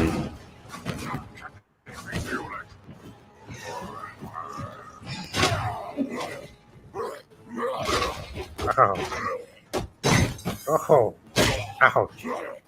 See that floor. Oh my god.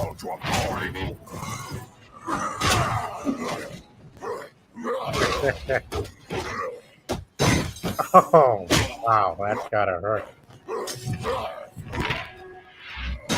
Ow. Oh, finish it. Oh, my goodness. Wow. Seems to be whoever plays this stuff is something.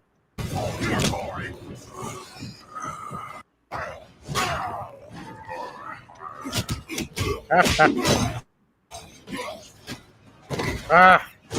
Ow! Whoa. Wow. Wow.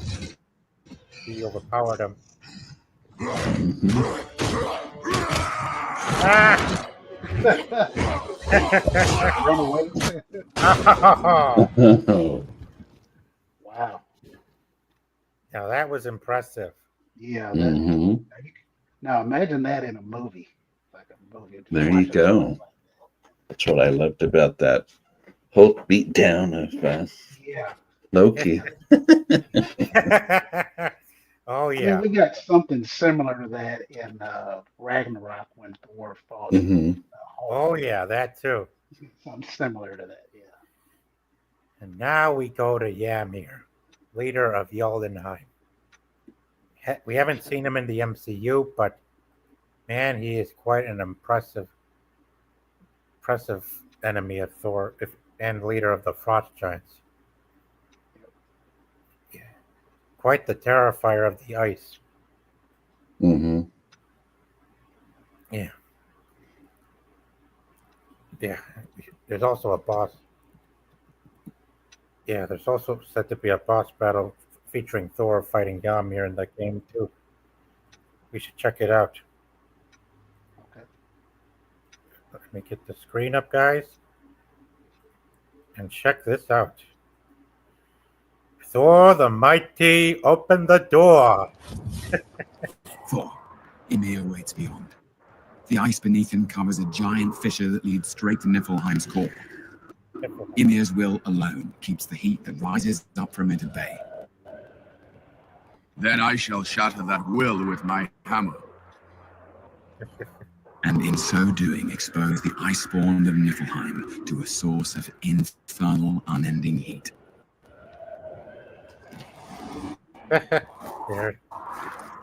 There goes Loki. In goes Thor. So be it. Enter, son of Asgard. Ymir. Time for justice, abomination. For gallant Sif, you will know the wrath of Thor. You are far from home, Odin's son. This is my domain, and here you will fall. Ymir.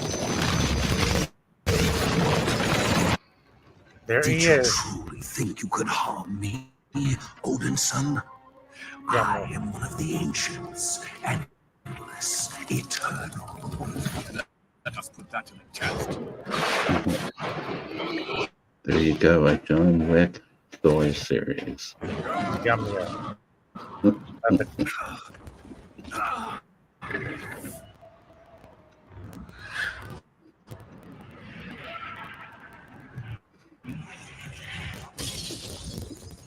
Oh.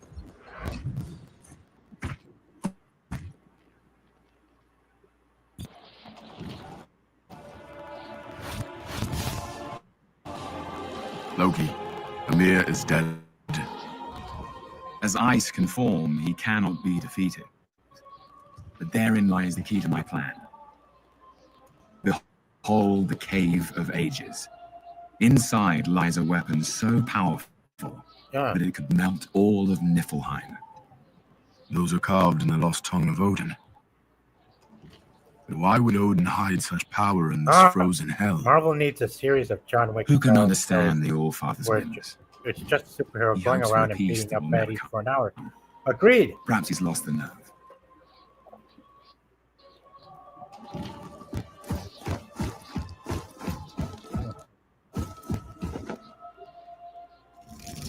Wait, son of Odin. You do not understand. Tommy. The cave must not be opened, or I swear the 9 worlds will suffer. Ymir. No more lies.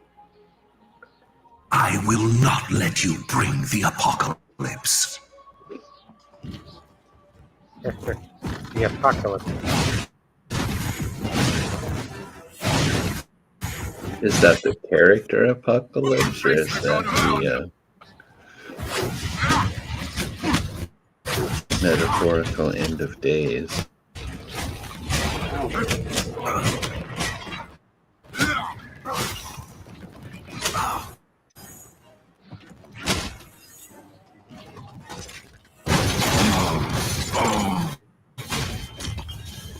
Yeah.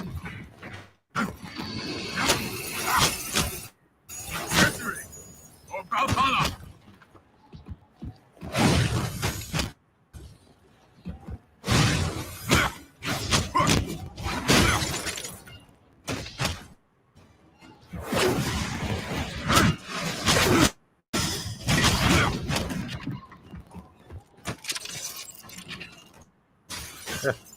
Those are my nice. Ymir.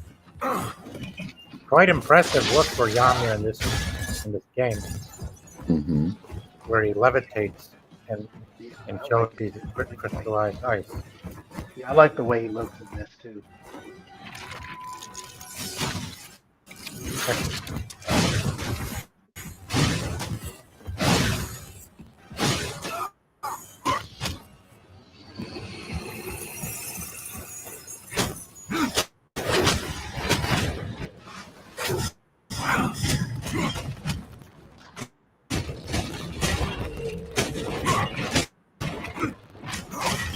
Yeah. Man, that looks cool. Oh, his head isn't even connected to his body.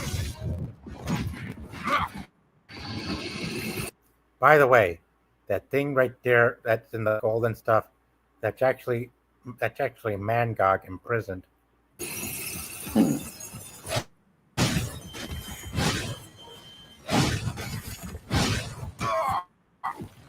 Fool, I am not afraid of you.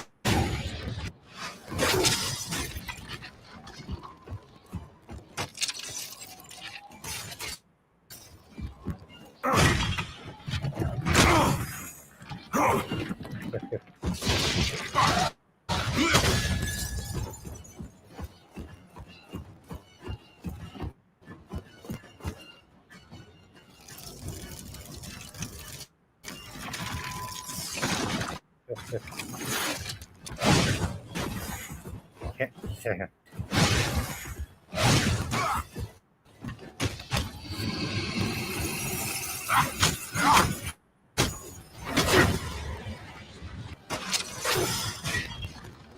My eyes will be your truth.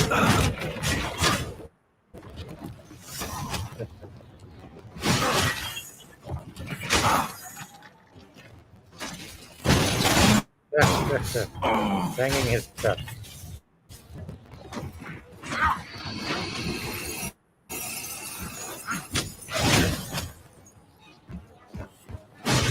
I'm Thor, son of Odin.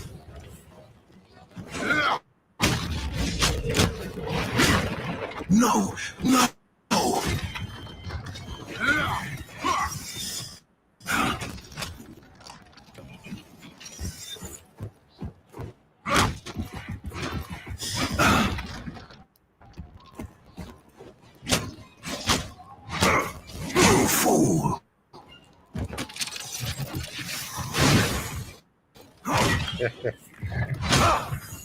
Banging him with the hammer.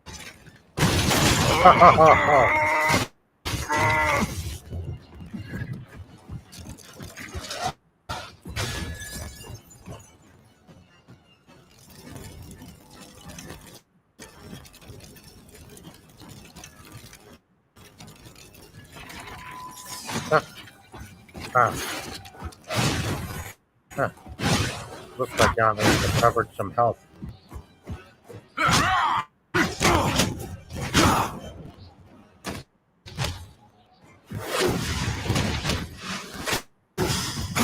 Oh, that's gotta hurt.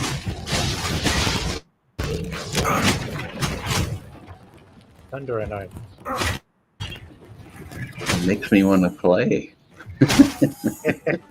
Yeah, me too.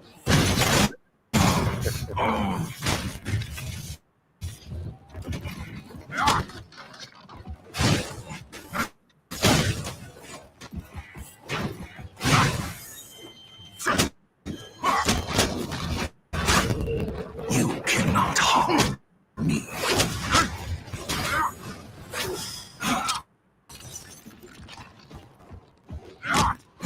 You will never see Asgard again.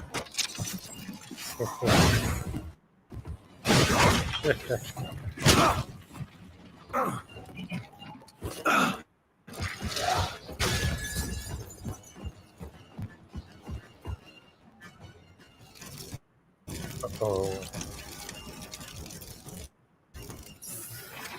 Look what he unleashes.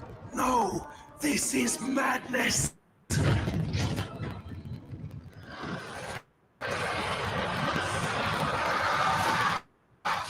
boiling hatred of a billion souls.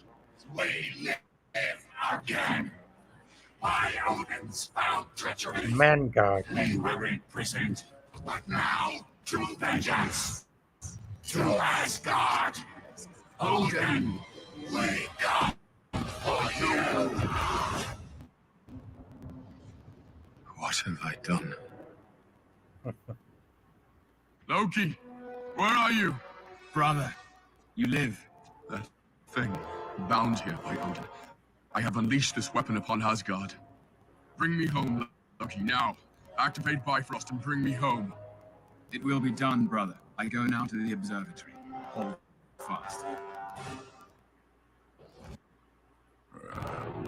Loki, I know you're there. Ulick, Lord of the Trolls. I've come to strike a bargain. Bargain. Speak, trickster. You want to leave Vanaheim. I need my brother entertained for a while.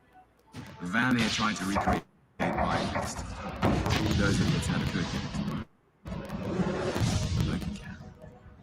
Frostgrinder. I use Frostgrinder to bring Thor here. You occupy him while I clean up his mess and prove myself a more fitting heir. And then Then I bring Thor back to face the wrath of Asgard, while you, Lord Ulick, will at long last leave this swamp-ridden prison and return home to Nordheim. agreed.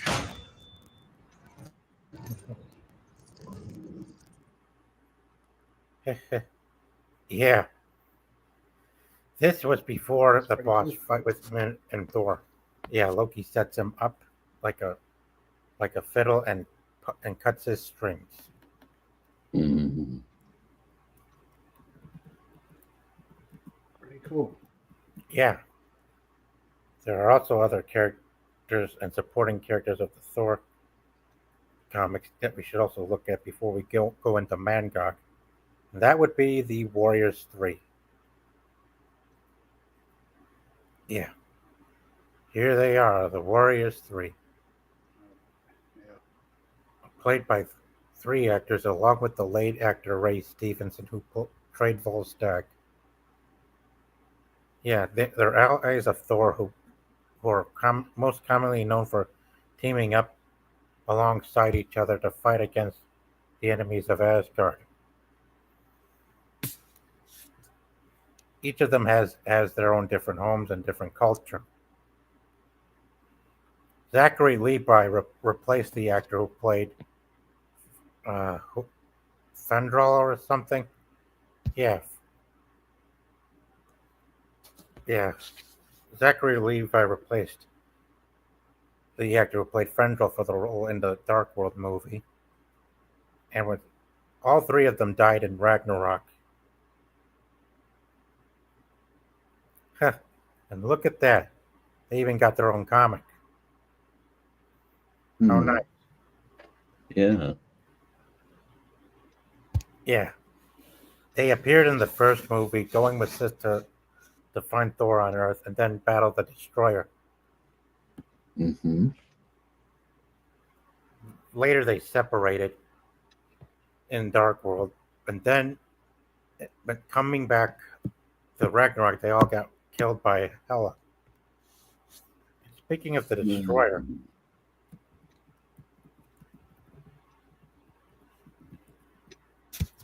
yeah, the Destroyer, a major weapon on Asgard that was used by Odin back in the days to obliterate frost giants and stuff, which which Mm-hmm. which would later be used by Loki to fight Thor. Yeah, particularly in the first movie, Thor, this Loki sent this thing to try to kill Thor, only for the thing to be destroyed soon as Thor was proven worthy again. Was that the first movie with Jane in it, where he's fighting this thing? Yes, you are correct, Anthony. Yeah, yeah, yeah, yeah, the Destroyer. A hollow suit of armor that is used as an automated weapon to obliterate various kinds of targets. Yeah, quite devastating and metallic. I thought that was a cool concept they did with that thing. Yep, a really gnarly concept too, guys. Yeah, I like that too. I thought it was pretty cool. Then next there's Heimdall, who many of you know as the Bifrost, as the keep as the gatekeeper and the keeper of the Bifrost. Mm-hmm. Heimdall was played by Idris Elba, Yeah. who kind of did good with his role as the gatekeeper of as the bridge as the Bifrost bridge keeper and protector and stuff. Mm-hmm. His sword carries also the same power as the Bifrost,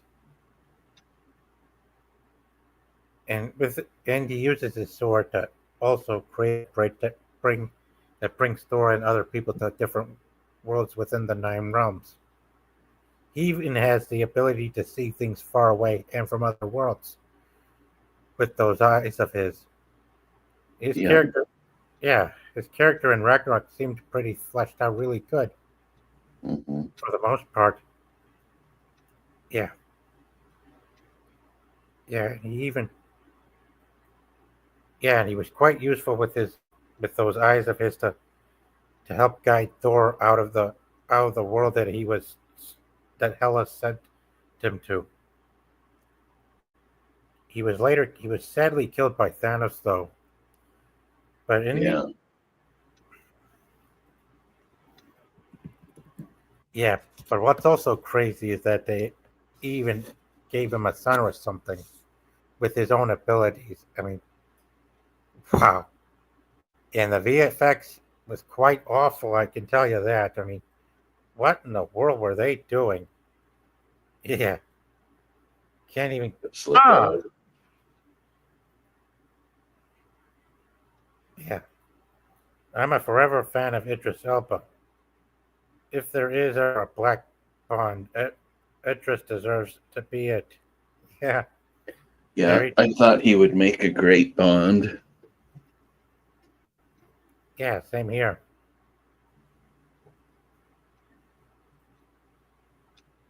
Yeah, that was a rumor for a long time that he was going to be Bond. Definitely. It's never happened. Yeah, it never happened. And here, and here is Idris Elba as Heimdall from the fourth Thor post-credit scene, which kind of seemed unnecessary though, where he and This Jane was, Foster. Yeah, this was so stupid. yeah, yeah. Jane. Yeah, this is where Jane went after she died of her cancer and stuff, which was rapidly accelerated by that of I by completely that of forgot. the hammer. This was terrible. I forgot about this. Didn't they hide one of the tesseracts in her? I Oh, don't you mean remember the what. ether? Yeah, the Yeah, ether. uh, I don't remember what caused her cancer, but they did something and it caused her cancer. I think that's the way Yeah, the story goes. that's where the cancer. Yeah, so they did work that into the movies. Okay. Yeah, I Then completely there's forgot. Valkyrie from the comics. In the comics, she was blonde with Norwegian hairstyle, but in the MCU, my God, did they really have to go so far from her from a sexy, cool-looking blonde chick a a fat, not so attractive biracial Filipina? I mean, Yeah, and they made her like a girl boss too. Like she's Hmm. like she's yeah, and better than Thor and can beat Thor, and Thor has to listen to her. Yeah, the Valkyrie were the servants of the gods, not the. yeah, yeah, and Valkyrie was hot in the comics, and she was blonde too, just like most Scandinavians. Yeah, man, race DEI, it really kind of all just because of their excuses, all just to check boxes and stuff. I mean, my God. Now, who would have been Huh. a good Valkyrie, Sergeant and Anthony? What Yep. was that again? Now, who would have been a good Valkyrie? Who An would have actor, been a good Valkyrie? maybe Charlize Theron, maybe. Charlie's Theron, sure. I Yeah, like Yvonne Strahovski. I thought she would make a good Valkyrie. Yeah, yeah, that's a even good that one. chick from Terminator 3, that played the villain. Oh yeah, I yeah. forgot her name. She would be a good Valkyrie. Yeah, yeah, the Norwegian actress who played the villainess from the movie. She would have been a good Valkyrie too if they had bothered to stick. Catherine Winnick from Vikings. That name sounds Christina familiar. Loken. Christina Yeah, Yeah, Locke. from T3. Yeah. yeah, they should have cast Christina Loken for Valkyrie. I mean, instead they really had to get on people's nerves and stuff. Well, that's his. Isn't that Tycho's wife, the one who played Valkyrie? I always thought she was attractive. I wasn't sure what the. Well, I guess putting family members in your movies the a thing now with. James Gunn does it all the time. So Yeah, yeah. I do like James Gunn's brother. He does. he's pretty If funny. he's applied properly, If he he's does a applied pretty good job. exactly. Yeah. Yeah, yeah, the last Terminator movie Mhm. before entering the future of the John Connor Chronicles and stuff. Yeah, I do like Kristana Lokan. I don't like franchises that tell you you can't do X, and then they go ahead and do X in a later movie. I always Yeah, thought that was, hey, you guys are cheating. So when they made her able to form complex weaponry like the plasma cannon or whatever it was, it's like, you guys want me to buy this? I'm sorry. Yeah. yeah, and they did way too Oh, much of it. because I'll Yeah, watch it because I like Terminator, but you guys are breaking the rules. uh-huh. Yeah, they sure did a lot of rule and lore breaking with the characters in the MCU. Hmm. Now we shall move on to our final character for tonight's topic, which is. Oh, wait, there's still another one to do first before we do Mangog. Okay. Yeah, that would be Gore the God Butcher. Mm-hmm. Yeah, the character who was played by Christian Bale in the fourth film, but ended up being butchered because they deviated way too much. Too much deviation really ruined the Yeah, character. Yeah, Along with the, they butchered him all right. yeah. I did not see this movie, but I did read some material on it that they had fought once before and they didn't remember fighting each other or something. Or if they put that in the movie or not. I haven't seen the movie since seeing it in the theater, so I have Uh-huh. to go back and watch it again to see if they put that in. They might have said something about it, but that movie was so bad that I was not Mhm. even paying attention half the time. yeah. Yeah, in the comics, Gore the God Butcher had a connection with the symbiote god known as Null, Mhm. who ends up lending him his power through the through the through the all black sword, which they did not bother to utilize for various reasons. That and because Sony owned the rights to Null through Spider-Man and Venom IP, Mhm. that was impossible. That to me, I feel like that some of this was just impossible for them to do. Yeah. I was told that this was an entire series of comic books, and in fact, it was one of the best-selling Thor comic book series. I don't remember what this particular path was in the universe, but um, this sold the most out of all the Thor comics. Was the comics in this series? Mm-hmm. Yep. Yeah. Poor Christian Bale. Mm-hmm. Yeah, they really effed his character. They really fucked up his character big time. I mean, too many silly jokes and shit. God, They wasted a great actor. They and a wasted great character too. a So great much character. potential, and they threw it all away. Yeah, flamethrowers need fuel, and I never seen her fill up with premium gas station. Yeah, I know. Yeah, very true. Yeah. Wow. Man, this thing is buffering. Ah, there we go. Yeah. Gore and Null.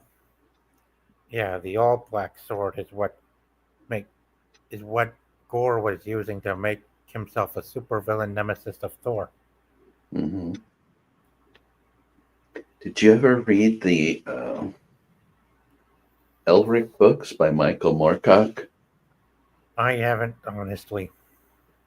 They're pretty good. That picture of the two that you put up there reminded me of the story because he has a brother.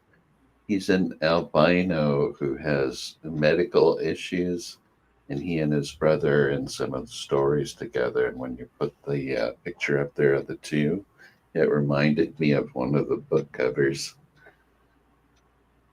Yeah. Very good Yeah. series if you're looking for a book to read. Uh-huh. Yeah. Okay. That's probably why you went with Gore for this fourth film. Hmm. Yeah. Just wish they had better job and better writers. And Yeah, not hacks who are relying too much on AI and screwing us over. But here is the all black sword the Necra sword that hmm, Gore uses in the comics. He used it to slay a lot of gods that he came across, blaming yeah, them for the loss of his family. And he even used it to slaughter lots of them in the well, some of them MCU fourth Thor movie. Mhm.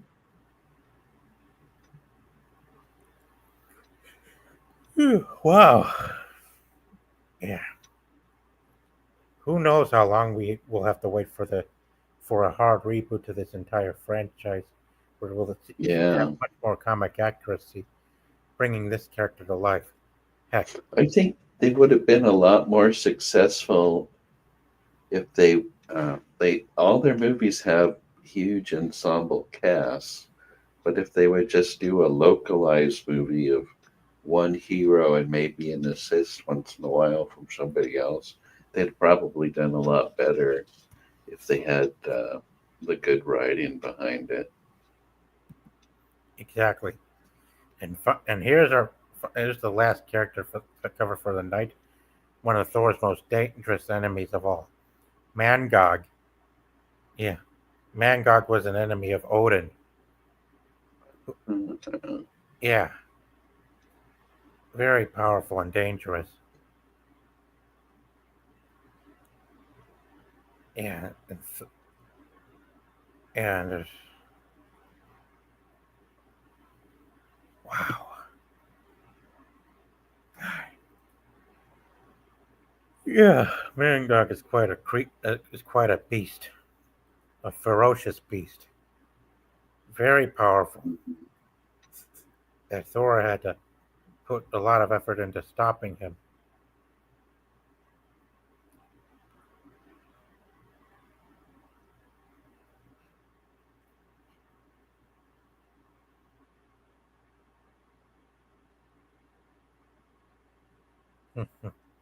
Yeah, he was imprisoned, but then he came back seeking vengeance. Yeah, he was banished. Yeah. Yeah, yeah, he's similar to Surtur, but deadlier. Now, let's check out the boss battle between him and Thor, and then we'll give our final thoughts and call it a night, guys. Sure. Let me get the screen up, and let's light up the skies and rock and roll. Here we go. There's Odin fighting Mangog. Father!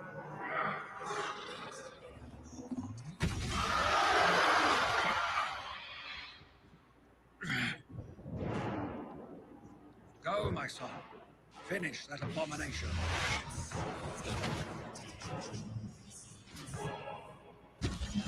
And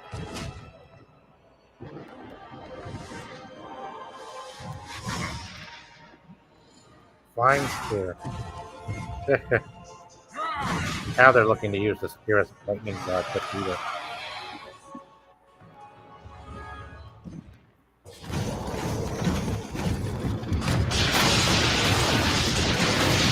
Now I know where they got the idea for the armor.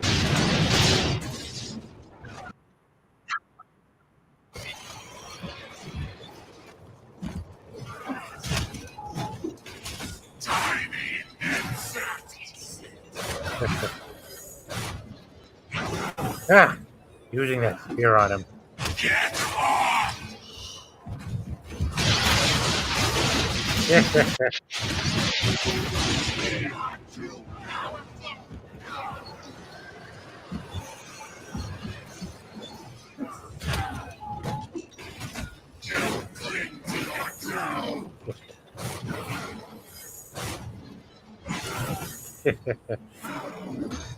Yes! Closer! Join the souls within! Soul absorber. Gift of the valley. Fighting Mangog in that arena. You cannot break us! Ah!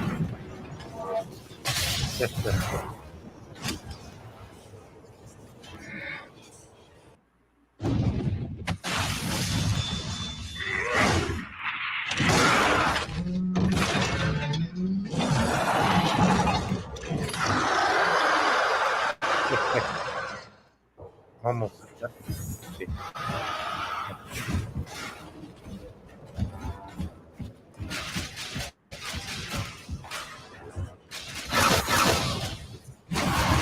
Oh, fire and dark energy.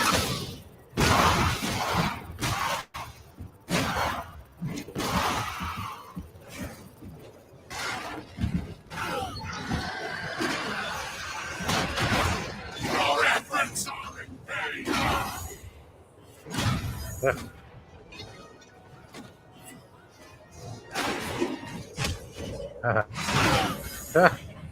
Right in the chest again.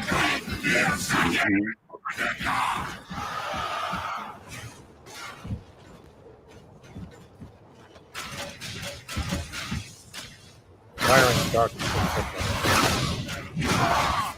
carrying them right back at him.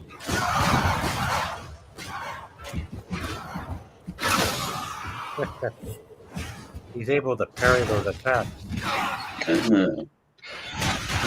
Tiny insects.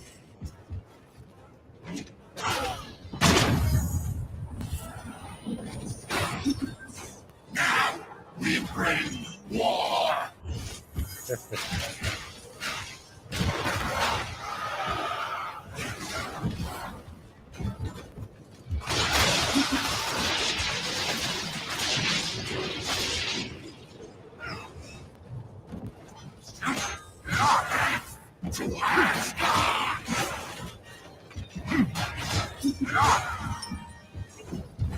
Loki.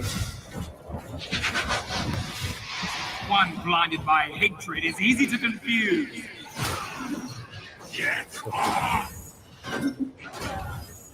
Yeah, Loki's right about that. Mm-hmm.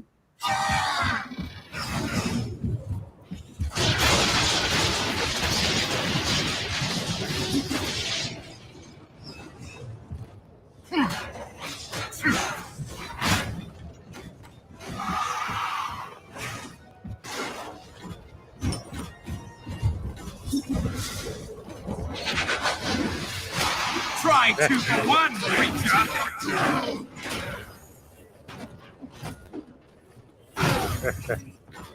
Yes. More hatred. Hatred. Yeah, motivated by hate. Does he still have the spear stuck in him?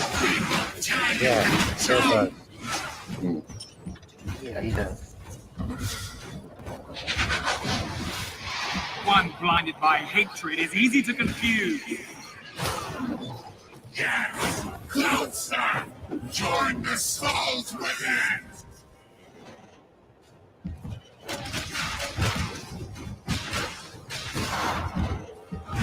Ah, one.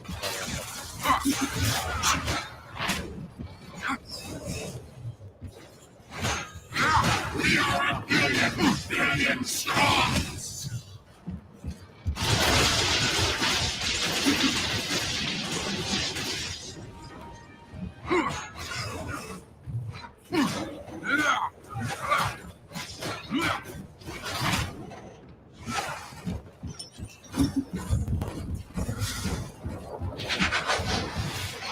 One blinded by hatred is easy to confuse.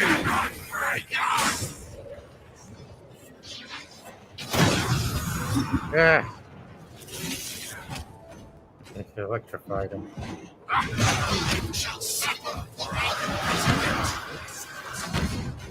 One hell of a long cross battle. Not concede, Thor. Not a mile, not an inch.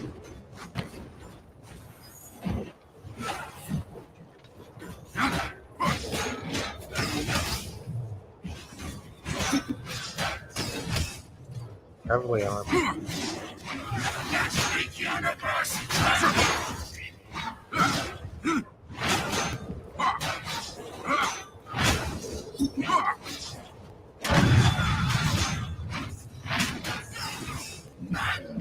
Lives again.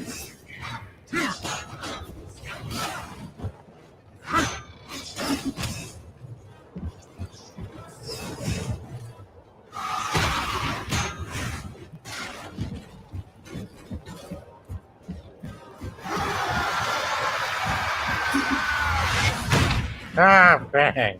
Right in the jaw. Yeah. One blinded by hatred is easy to He confuse. doesn't like Loki, does he? He keeps going after him. Oh, darn these heads.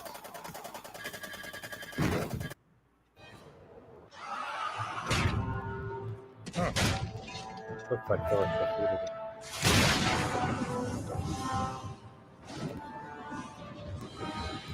Both horns have been chopped off by the family. Yeah.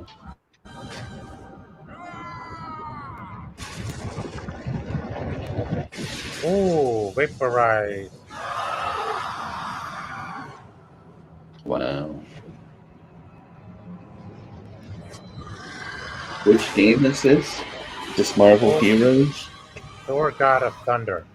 Ah, The Thor video God game of Thunder. adaptation and a prequel to the first movie. Mm-hmm. Why you got It is at an end. The beast lies slain, and Asgard is rewarded by your valor. Father, I have much to atone for. My rage set this beast upon our home, upon our kith and kin. I made this creature and gave it the will to destroy an entire race. You may have freed it, son, but was I that created it. No honor has come of it. But we are saved. Together we... Together. You forget, my son, that within the Odin sleep, I see all. Truth and tricks alike. At least some of us have found some measure of redemption this day. Oh, Father, what you did for me, I have no words to thank you. No words are needed. Your journey to Valhalla is for another time, and all of the 9 worlds shall benefit from that.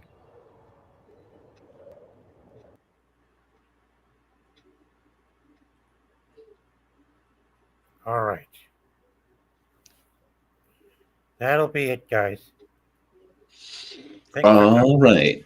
Well, thanks for inviting me. Yeah, It thank was you. nice to see you guys again, and we'll see you again.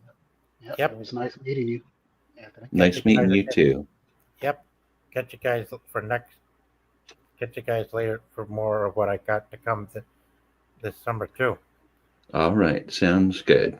Take care, Bootzilla. Yep, you too. Yeah, thanks for coming on, Bootzilla. Yep, And thank you're you welcome. everyone in the chat for tuning in as well. Be sure to like, share, and subscribe if you're new to the channel as well. Thanks again, guys.